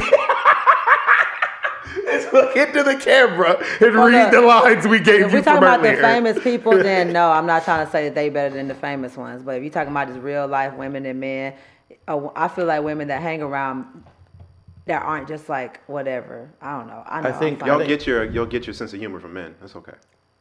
That's funny. That's okay. What? Funny women is because they hang around funny men. What? That's okay. But it's funny when y'all are still not as funny. What are you saying? Huh? Like, I feel like if I hung around men... Koala is willing to give more to this podcast than any other member of this podcast. Like, I know I hang around men. He's a hero. We take the cool parts and we add our what he's done to the art form. That's like saying and how he sacrificed for his fellow man to be muralized. Yeah, but that's just like saying men can only cook because they hang around women. Yeah, that's not true. Probably. No, that's not true. Nah, fam. All niggas can't cook, such an fam. obvious read. It's like a flea flicker, but you telegraphed we're going the other way. I can't wait to give your eulogy of all the men I knew in my life. It was truly Koala who kept it cool. I can say that's part of if it's a partial truth to that, then I would say that like I know I'm a female that hangs around a lot of dudes, so I would say we probably recognize the funny. Yeah. The funniest women I know in my life had brothers. Oh, all niggas ain't funny. I'm saying me. I'm saying me. Or you could be a female that if you hang around a lot of dudes, like I said, there's some truth in that, but we take the best parts and we make it better because we're already awesome. Y'all just have that, and we're like, Women, oh, that's cool. already awesome. Yeah. Copyright trademark. Like, we know the best parts to take, and we make it better. And then y'all are like, damn. And then that internally makes us more funny than you guys because we know how to use tools better. I just feel like this is all a setup. What's the next topic? What's next? Okay. Koala's several years and lifetimes of allegiance have outpaced That's why he don't want to go to space. most of the amateurs in this space. His professionalism was exalted not only in his craftsmanship, but how he treated his fellow man, asterisk woman. Today, we thank him. Jesus, y'all didn't see it. Or if you did and you played into it, then he's a legend even more. I'll give you your props while you're still here. That was funny. That was good content. I'd have just not said anything and not given him the floor. It made you look like an idiot. I'd have gave it up. All right. I feel like how like nobody else is laughing, but you guys, you're not that funny. I know one thing. The audience is laughing hard as shit right now. For sure, I'm not that funny. No, I'm not that funny either. My commentary about the situation with the... I'm not a fucking clown. Oh my God. You think comedians are clowns? The audience started laughing hella hard when you said that. Yes. Yes, you said comedians are clowns. Yeah, I mean the jester, the concept of the jester as a whole. The jester was a physical comedian. The jester would come in and say funny lines and then sometimes get decapitated. But hey, somebody's got to be funny. You know what I mean? You know Off of the head. You know what's larger than the Queen's derriere? Jingle, jingle, The jingle. Queen's boob, bitch. The national deficit. The hole in my stomach from starvation. From starvation. Wow. Ooh, peasant. Oh my goodness. Okay. Yeah, mine is. A lot of men probably let women think they're funny just because they're trying to get Maybe in, just trying to get in he's them such a draws. hater. You know what I'm saying? Sometimes you go into overtime with the same energy you had in the fourth quarter. Sometimes you decide I can't lose, so I'm back out. LeBron's tired. He played his time, but we have to win Game 7. No, I think we're not going back to Cleveland. I think men don't expect us to be funny, so then when we are funny, like, damn, this person actually is really funny, and I'm mad that I think she's funny. Because you don't think that we're funny. I think women are hilarious. I know some very, very quirky women. That's why you're upset. No, I know some. I was upset. Nobody's upset. Nobody upset. No, don't get me wrong. I think that there is a class of man who 1,000% laughs at women who aren't funny because they are trying to fuck. There is an energy out there and it exists. But the women I know, like I know women who I think are hilarious that I know we would never have sexual relations. You are just a funny person. Yeah. You know what I mean, now whether we're... You're just a funny person. Damn. She's all fuck. But she's been telling jokes to get at me, like what men do. That's the whole crazy. time. Damn They it. flipped it. Maybe if I'm funny for this nigga, he give me some dick. You're all So what's up? Yeah. Like, over oh my here. God, you're such a funny friend. Hey, this my homie. Fucking homie. That slap on the shoulder though. No. Yeah. No, that shit. Yeah, no. You one of my best friends. You're like a sister to me. I'm gonna start using y'all lines. You're like a sister to me. Nobody uses that. Women definitely use the "you're like a brother" line. I haven't used it. You just kind of know. No, you don't until she says it. That's why you have to say it. Unless you try to Sometimes you holler. have to Like, Yeah, that's why I'm here. It's to holler. I don't think you're fucking funny. But if somebody says it, Pass to me. Pass me the ball. I'm right here. This is so sad. I'm right here. Pass me the ball. Just observing at this point. Y'all think that women think y'all are funny. This is great. I know some women who think I'm hilarious. No, but this is so great. Like, you don't think they're Ain't doing nothing the funny same over here. thing? They're definitely doing the same Ain't thing. funny over They're here. definitely doing the same thing. You can tell the difference between I know, the genuine laugh and the fake laugh. I can't stand a nigga that's not funny for real. I just be like, oh, this is... Yeah, no. Because I know. Like... And also, different types of comedy are in acquired taste. For example, I'm not a punchline comedian. I'm a situational humorist. Like, I'll be in a situation and start ragging on whatever the fuck is going on around us. And that's how I bring levity to the Yeah, I feel like, tragedy. too, it depends on, like, how you grew up, too. Like, if you got a whole bunch of cousins and shit, that's all we used to do. Sit around and talk shit by each other. But on, like, a fun level. Like, you know. Mm-hmm. Me and my brothers, we have this practice one on. thing that we call no context. And so we just literally, we will start like guffawing over one-line phrases that need no context. It's just, it is what it is. And it's fucking hilarious. Lakeita, tell me a joke. What do you think this is? Tell me a joke. Damn, I wanted her to, did you think of the joke I thought? Oh man, I had one. If I was you, I'd have got it. Bow! It was going right back at him. It was crazy. Good thing you're not, because I don't do things on command. I don't think I just wanted to see your face. I literally just wanted to see your face. That's all I wanted to do. Probably depends on the command, but. This has been a good episode of Now You Got It. No! Okay. We got it! Fuck you! We got it today! Yeah! We got it! Fuck all that! Nah. Oh my God. What was the joke? The joke was he's like, tell me a joke. The first thing I would have said is, you nigga. That would have been bow. That would have, but you would have needed perfect timing. No, but see, that's the thing. Like I be thinking. See, you care about people. That's what we talked about this earlier. Damn. Hurting people's feelings ain't always everybody's bag. Yeah, that's what I'm saying. That ain't me. That's why I like objectively like dark comedy. Me personally, like I like making jokes about myself. Like the little bit we did during pre-pro. It was like, yeah, like when it's yourself, or you can laugh at yourself or something. But I think it's funny when people get offended by other people's words. That's pretty hilarious to me. No. Yeah, we know. That's pretty funny. Talk about it. What? Yeah, I'm just saying. Like this is the No. second session in a row where Blue just came out and was like, "Yeah, this is what we think." I'm like, "Who is we?" I'm just saying. Like you expressed that you get satisfaction for making people uncomfortable, or for bringing that raw out of people. Like that excites you. Yeah. Because people take themselves so seriously, and it's hilarious to me, like to have that broken down in a person. You like, do realize that's like anarchy, what you're talking about. I guess, but people need, you got to be able to control your feelings. When people like it's pretty funny to me when people can't control. There's a difference between needing to learn to control your feelings in certain sets of circumstances because you have now been forced into them, as opposed to it being artificially created around people you fucking love and trust. Like when you go to a comedy show, and the comedian starts roasting like an audience member, it's funny. The more upset that audience member gets, the funnier it is. But the difference there is, for me, the audience member has two choices. Number one, you need to do your research and understand if you going into that type of show and your ass is X number of pounds and you sit in front row, you need to know this nigga's loading up to make comment. You should know that ahead of time. And number two, you always have the option of standing up and walking away. You don't owe this man nothing. And he's already gotten your money, so you can just go on with the rest of your day. Yeah. When you walk into that, he already got your money. You know what I mean? But if you mind your business and you just start coming for a nigga, I'd be like, you don't have to. That's my thing, is you don't have to stoop to their level. Sometimes the best thing to do is walk away from the situation. I know where I could go with this. I know what I could do with this. I understand. I'm not gonna get out of the character. It's funny when the person gets riled up and gets emotional over somebody talking in a controlled setting.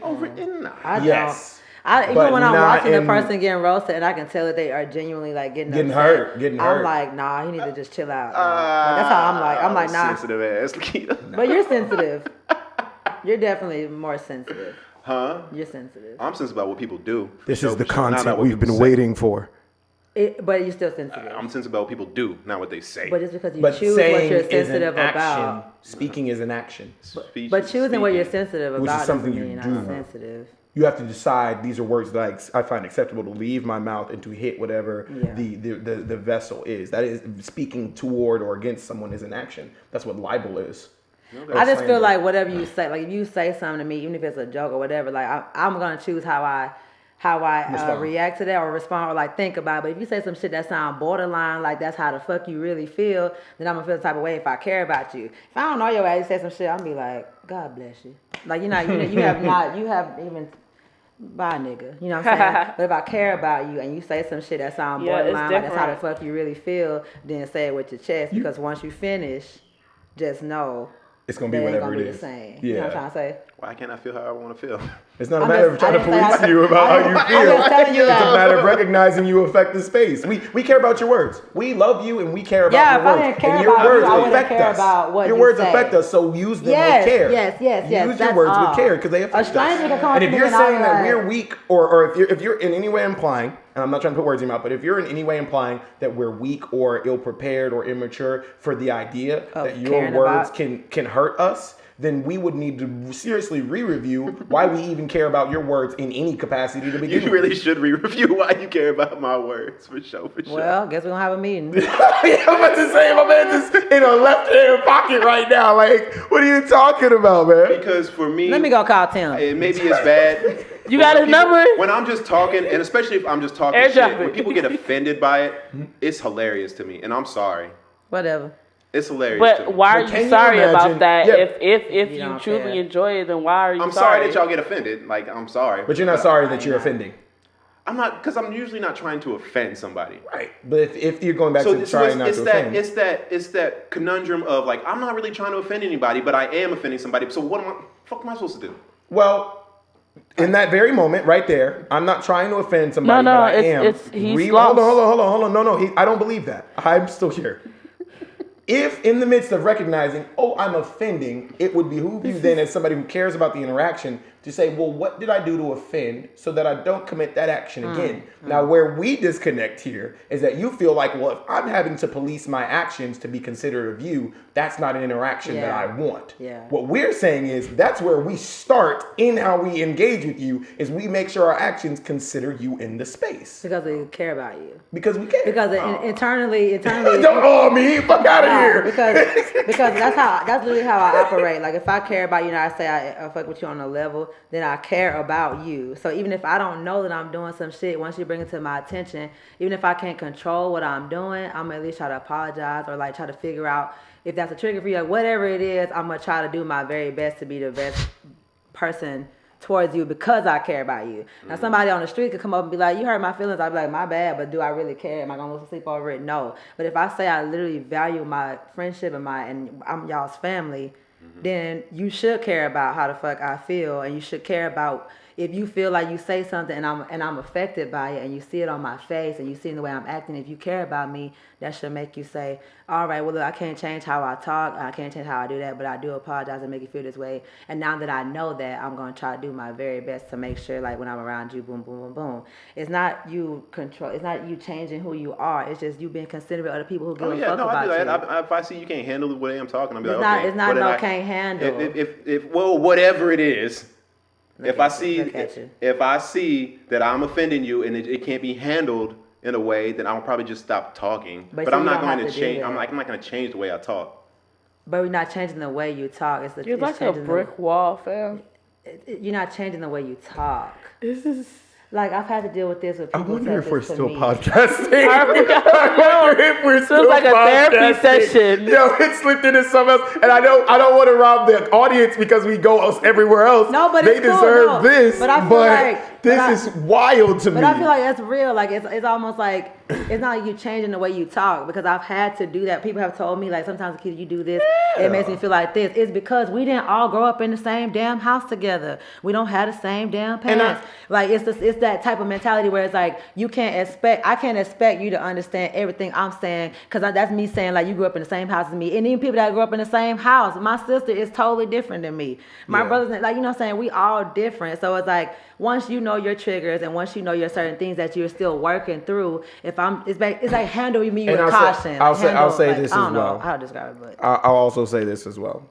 I wouldn't be in an environment where the individuals I was surrounding weren't aware that I'm considering you and I'm treating you the way I would want to be treated. Yeah. So that is where policing my space and policing how I do engage in relationships, business, personal, and otherwise, it becomes important. Everybody's aware. Yo, I am making adjustments ahead of time to be considerate of the space I'm in. You know what I'm saying? Because if I just do what I want to do, it might not be very considerate of other people in the space. Yeah. But that'd be different if I'm just purely in my space taking up my XYZ. I can do whatever the hell I want in my own house, where I pay for the 4 walls and the roof above my head, XYZ. And even that statement only extends to me as long as I'm a single man. Because the moment I decide to have a partner and maybe have a living partner or be married or XYZ, I have someone to consider in my decision making. Now, for those of us who just want to only consider ourselves about the way we talk, act, walk, XYZ, there's more than enough corners of the world that feed into that kind of thought process, into that kind of individual inside of the whole as opposed to the whole toward the individual.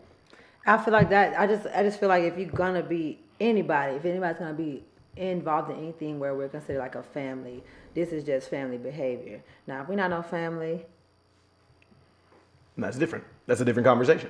I'm gonna talk how I want to talk, and if you don't like it, then you need to be the adult to move yourself away from me. But do y'all think I care about y'all? Do y'all think I care about y'all?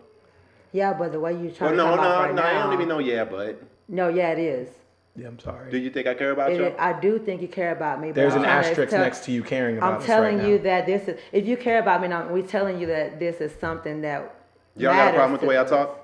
Sometimes No, yes. I'm just. Yes. I thought we were just Sometimes talking. yes. No, I know. We just talking. Okay, Yeah, I no, was like, sometimes yes. I was like, wait a minute, where we going? Sometimes But like, yes. I don't be taking nothing that you say Right. personally. Sometimes, yeah. But because overall, y'all, hopefully y'all get it, right? because Here's the thing. I realize that Right. Do you get Here's us? the thing. I'll give you an But example. do you? Well, No, hold it's not on, hold fair. on, It's wait, not wait. fair. Because I No. feel like we always no. Because I feel like you said we have to understand. We understand you, but do you get this?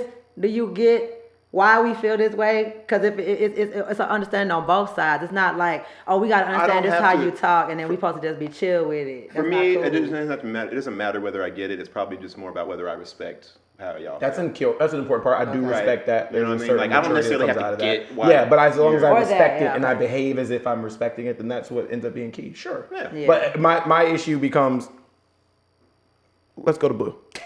No, because What's that? Blue had something to Blue say, and moment. I'll remember my thing. I don't want to mute my- her. What's up, Blue? No, I'm just saying I don't take anything that Koala says personally because I don't know what be going on in this man's head. Like, obviously, not a whole lot, but that's not a shot. Oh, wait. It's not oh, a but look at shot. the faces. Oh, It's not a shot. How you doing, Walt? I don't We like all right the way over you talk. here? I We don't all like right the over way here? you're talking to me. Yeah, Your but words are offending me. See, Yeah, and we That's would not consider that if that was See, how you that's genuinely what I'm saying. felt. But we that's know not how you that's not how you genuinely feel. feel. So fuck that. So I fuck mean, that. I don't take anything why? that he 'Cause I says don't give a personally. I don't, because I don't know, like, We bro, do I need don't a know, balance, like, why you are the way you are, or how you got like this, or like what happened, or who did it, or why.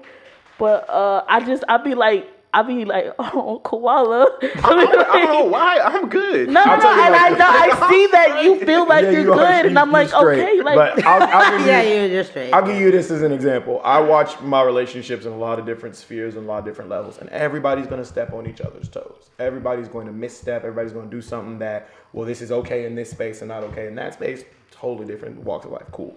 I average in all of my professional and romantic and personal relationships, friendships, XYZ, about an 80% efficacy across the board, i.e. that about 80% of the time we really good, we straight. The other 20% is a little nuanced and it varies. In certain situations, it's like 5%. In other situations, it's that full 20, but I value that relationship XYZ. The reason why I say yes, but with an asterisk, it's like, bro, sometimes I be averaging around like 65, 70% in our interaction. And my question is like, do I want a C plus friendship? Do I want a C based friendship? And if I do, then why am I here?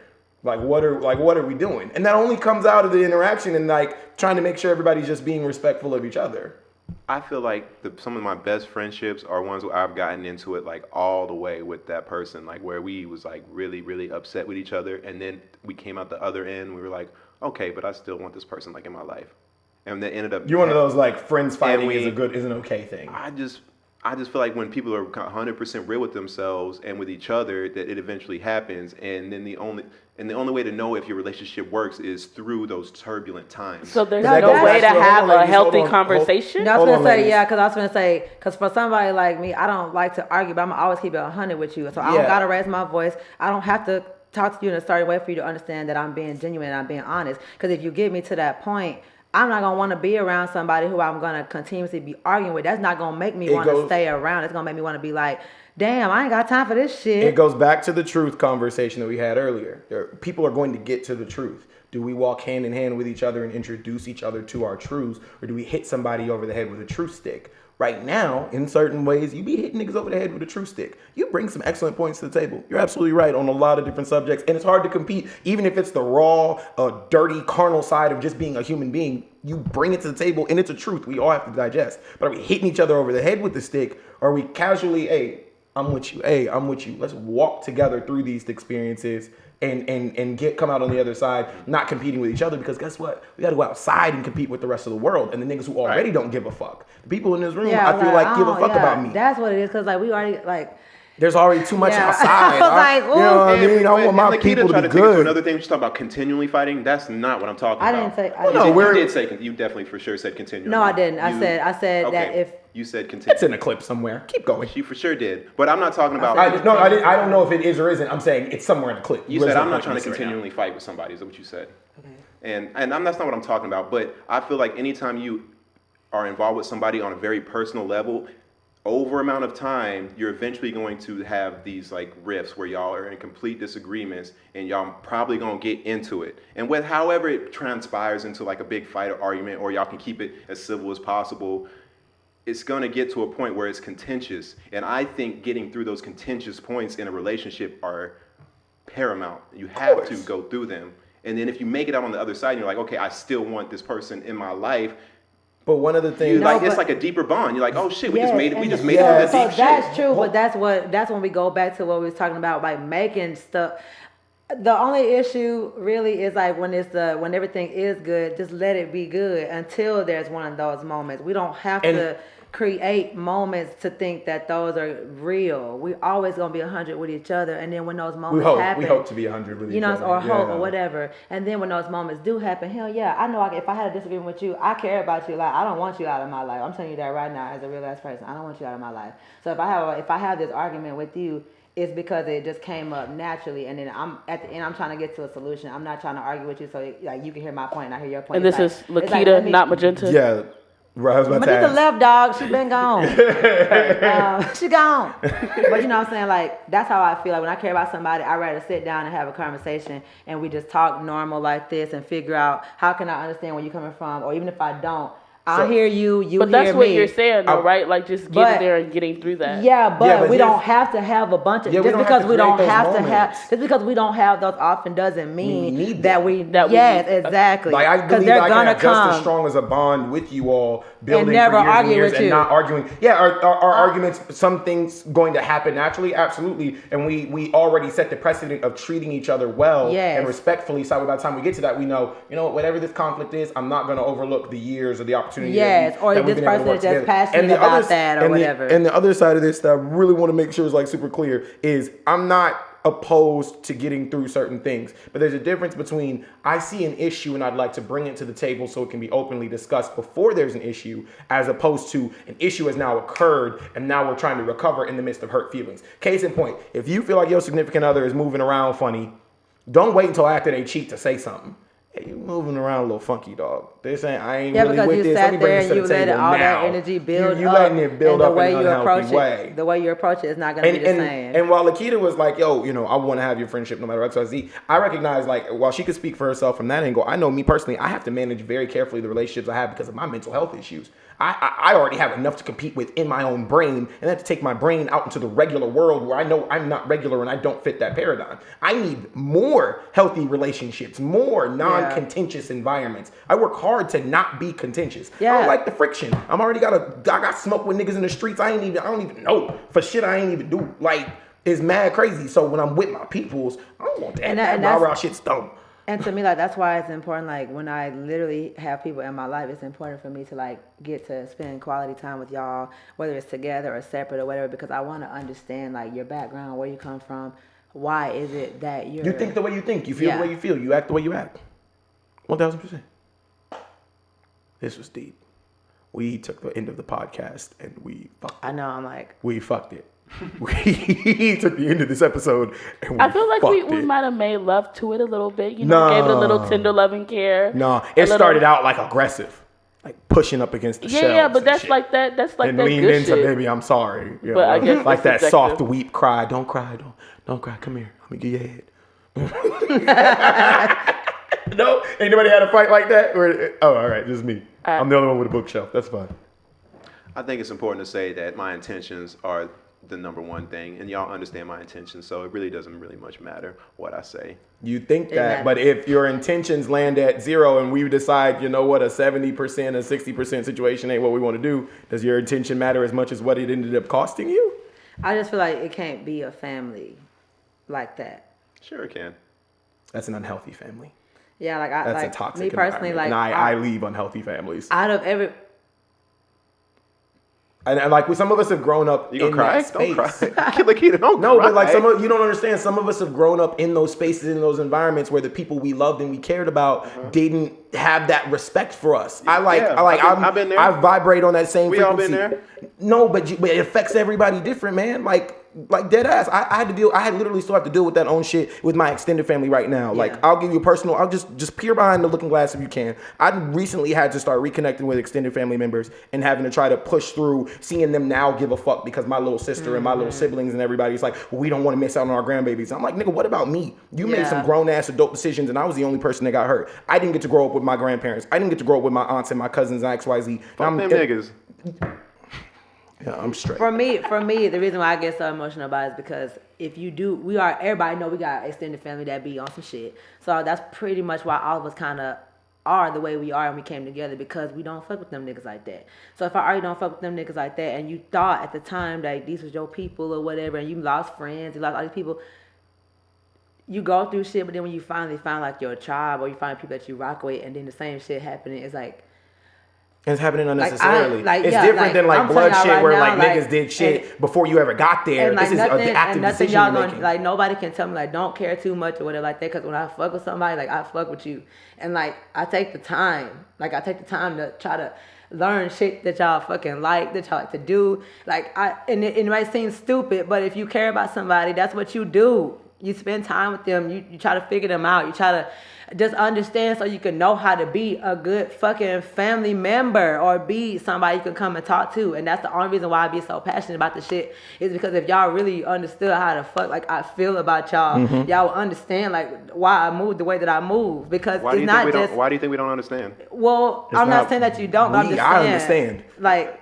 I'm just saying, like you asked me why I was crying. You like, you know, like that's, or you said I was crying. Like that's just, it's just so passionate for me. Like that's literally how I feel. So if I'm in a moment where I feel like the way I'm being talked to or the way somebody's coming at me sounds like they either don't care or it's like this how I am, but whatever, Lakeita, you just this and that, then that's fuck that.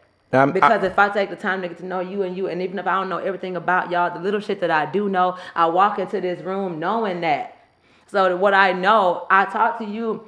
I can talk to y'all the same, but I talk to you different than I talk to you and you, because of what I know about y'all. And if you don't take what I say or whatever, do into consideration of how you handle me or how whatever, then what are we doing? And I'll say this, it's like, it's hard to measure certain things because there's a difference between ignorance and like behaving in a certain kind of space. I'll say, like, personally, when I review when somebody's doing something wrong to me, I ask myself two questions. Is there malice of intent? Or is there willful indifference? If it's any one of those two things, I have to put that situation under review. If you're ignorant and don't know and you want to understand, you want to study, you want to learn, hey, I don't understand what you're talking about. I don't understand where you're coming from, but I'm willing to try to engage that, then that's different. No, okay. You know, that's crazy. Thank you. Because for me, I take less stock in trying to understand y'all. I'm more of like, I'm just gonna like just accept however y'all are. And I'm like, for me, I don't necessarily have to try to understand you, but just get you in respect. Like, yeah, accepting and respecting is a good middle ground for that. What did she go through like back in her childhood has made her like this? Like, because overall for me, I feel like we've all had trauma. We've all had great times in our past. We've all had like a plethora of things to make us who we are now. And so for me, like and then also I worked in psychiatry, and so like I've had enough of the trying to understand what happened to your past to make you are like you are now. But I can get to know who you are now and just accept that without having like to. And I'm not. And I want to be very clear. I want to be very clear. I'm not trying to do that work for everybody. Yeah, everybody don't get that. Yeah. Everybody don't. There's niggas. I'm like, hey, I hope you deal with your shit XYZ. But when it comes to people that I fuck with and I rock with, if I'm spending that time with you building XYZ, that matters. Because I don't care how many times I've done the work elsewhere. I got to do it now and here. That's like saying, you know, I've been in past relationships and I've learned and understood those people. Now, but I've gotten to this point, I don't want to do that no more. And you're gonna see like a change in the quality of relationships. So that's for y'all though. For me, I don't necessarily need you to understand everything I've been through in my life to make me who I am now. I just need you to get who I am now and work with that, respect that. Like, you know what I'm saying? And if you want to dive deep into like what got me here, you know what I'm saying? That's contrary. So I'm not saying like every single time I'm sitting here going like, so what made you be like this? I'm saying that if I care about you enough, I'm going to spend quality time with you. And the reason how I find out is from spending the quality time. And if we're going to be working in the same space, some of that is important because of the fact I might be thinking, okay, we all up in here chilling. I might say some shit to you and it's a trigger. I don't know that Because if I haven't done the work or hung out with you enough to know that, I'm not saying I walk and go, hey, how's your past? But if you hang around each other enough, shit's gonna come up. I know Lakeita's trigger from now. Yo, you don't care about me. She go nuts. No, it's because I literally, when I care about somebody, this is the second time I've seen you cry over this conversation. Yeah. I was honest about that. I've never lied to you about that. So it's one time we was in the car and I didn't know what the fuck was going on. We was talking. It was after showtime one time, and we was talking and we got in this conversation about caring for each other. And I'm sure it was something way I was talking. He was insensitive to my feelings, and I don't like that. I don't know what that because means. He gave me a face, and then you was looking at me like, nah, and you wasn't even like, you was giving me this look like I was stupid for talking. No, I think I was looking at you like you was like, damn, how much you have to drink? That's what was going. That's what was the fact that you thought head. that I felt that way because I was drinking pissed me off more because I feel the same way I. But then you didn't bring that up. You would just kind of just start. Because I was crying. over it. I tried to talk to you so many times, and you literally just sat there looking at me like I was crazy for feeling how I'm feeling without saying it. But everything on your face was like, she tripping, and if I'm tripping. I can't keep. We never did finish that conversation. We probably won't. I mean, it sounds like it's getting finished up. It's the way, if you would have came and made it seem like you were open to really hear me, cool. I don't think you was here to hear me. Don't even add more logs to the fire. Like, we don't have shit to do today. There's a lot of information. I swear I care, but when I don't understand, and I'm not gonna pretend to understand. See, but that's the important part. Hold on. Just wait a second. Wait. You just said that you care, but that you don't understand. And so hold on, just wait a second. If you care and you recognize you don't understand, and you are active in caring, then you take the time to attempt to understand, or at the very least, in the midst of accepting you can't understand. Respect in how you engage the space. And that's what we're telling you right now is missing in this space. I'm just the wrong one to get that sensitive with. You're a brick wall. Well, that sucks because I really care about you. And I really care about you, and don't think just because I'm this way doesn't mean I don't care. But I feel like if I care about somebody, I should be able to be open with you. And you can. And if I don't understand, don't be mad. If I don't understand, then I just don't understand. I made a face one time at you, and you shut the fuck down. I do the same shit. How the fuck do you not understand that? We're both Leos. You look. One time he said something, and I accidentally made a look. He's like, I don't like that face, and he shut down. And that's exactly what you did to me. So if you don't like it, then why would you do it to me? Hey. Okay. Like, you know what I'm trying to say? The last one. But I love y'all. I know you love me. I know you got love for me. I know that. But when I love somebody, I feel like, damn, can I talk to y'all? Because that's a part of. I feel like we the type of people that we always be there for. I'm the type of person I'll be there for everybody else's emotions, and I don't really have that many people to talk to. I've been around you, and you've seen people blowing my phone up, venting to me, and I'm okay with that because I feel like if you comfortable talking to me, cool. But when it's my fucking turn, if I'm surrounded by these people that I say they say they care about me, that means you care about my mental health and my well-being. So if I gotta get some shit off my chest, even if you don't understand, just.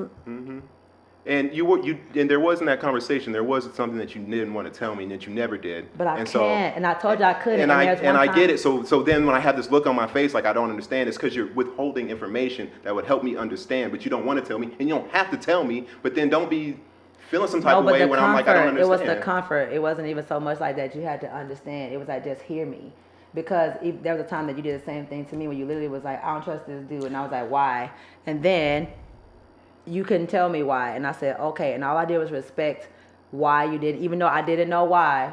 I saw the way it made you feel. And I said, okay, even though he can't tell me why, because I care about you, I'm right here with you. And as long as all I can do is comfort you. So even if you don't understand, it's the sense of comfort and the care. I want to feel the care. That's all I want. You don't have to understand me. You don't have to know why. But if you see that the way it's affecting me and you care about me like you say you do, then the least you can do is say, look, I don't know what you're talking about, girl. But I care about the way it's making you feel. So even if I just gotta sit here and listen or just be a comfort, rub your back, whatever, just comfort me in that moment. You don't gotta understand. Nah, you can't cry around me. I'm gonna get weird. Weird. Oh yeah, I learned. I'm gonna get weird. I'm sorry. I'm gonna get weird. I haven't cried in front of you again until right now. Weird. I get weird when people cry around me. I hope this episode comes out. There's a lot of information in this episode. It adds context and clarity for anything that takes place. Everybody, we're family. Families talk. Families feud. We do whatever, you know. My mama cried at me one time when I wanted to have a really serious conversation with her, and she started crying. I was just like, okay, we're gonna come back to this. Let's end this episode. This is great. But it was good. Yeah, it was good. Intense. We got down and into the motherfucking dirt. Let's see what happens next. Please comment, like and share. We gotta get these views back up. You know, y'all was coming in strong in the beginning. Y'all got. That's because of that week we took off with the winter storm. You know what I'm saying? They're gonna get clicked back in. We all gotta hit the retweet button. Hope y'all's lives are getting back on track taking out care there, of yourselves guys, and your loved in the ones. South. Being great, drinking water, moisturizing, reading your Bible, all that good cocoa shit. butter, all that good stuff. But You good, Blu J? love each other. All right, everybody good? No, we don't have time for a second act. No, we wasn't. We don't I have just like time. that. She was like, "You good?" She's like, "Oh yeah." No. Define good. Like, Oh, it's heavy in here. it's good though. No, it's good. I'm cool. Sorry if I cried in America. My bad. You ain't gotta You ain't got nothing to apologize. apologize. But That's I felt it coming, and I try to be a G. I was Screw like, that. America's like, we with you, girl. We're fucking we human. with you. Never mind, dumbass. You about to cry? Just make the shit worse. We are That didn't make human. my. Oh my God, Blue. That always makes it worse. We're When somebody goes, all- "Are you about to cry?" That always makes it worse. We're all human. Some of us more than others, but nonetheless, we are human. So. Yeah, and if I ever cry in front of y'all, it's because I trust you with my. It's because she loves us and she cares so much. Okay, this is the end. Of Thank the you all for episode. tuning Thank in. you all so we much. love you. This has been the Now You Got It podcast with A Blue Journey, Lakeita Valon, the Koala Khool, and your boy WLK come to you Koala live Khool. from Houston, Texas. Peace. Peace. Press the button. Press it.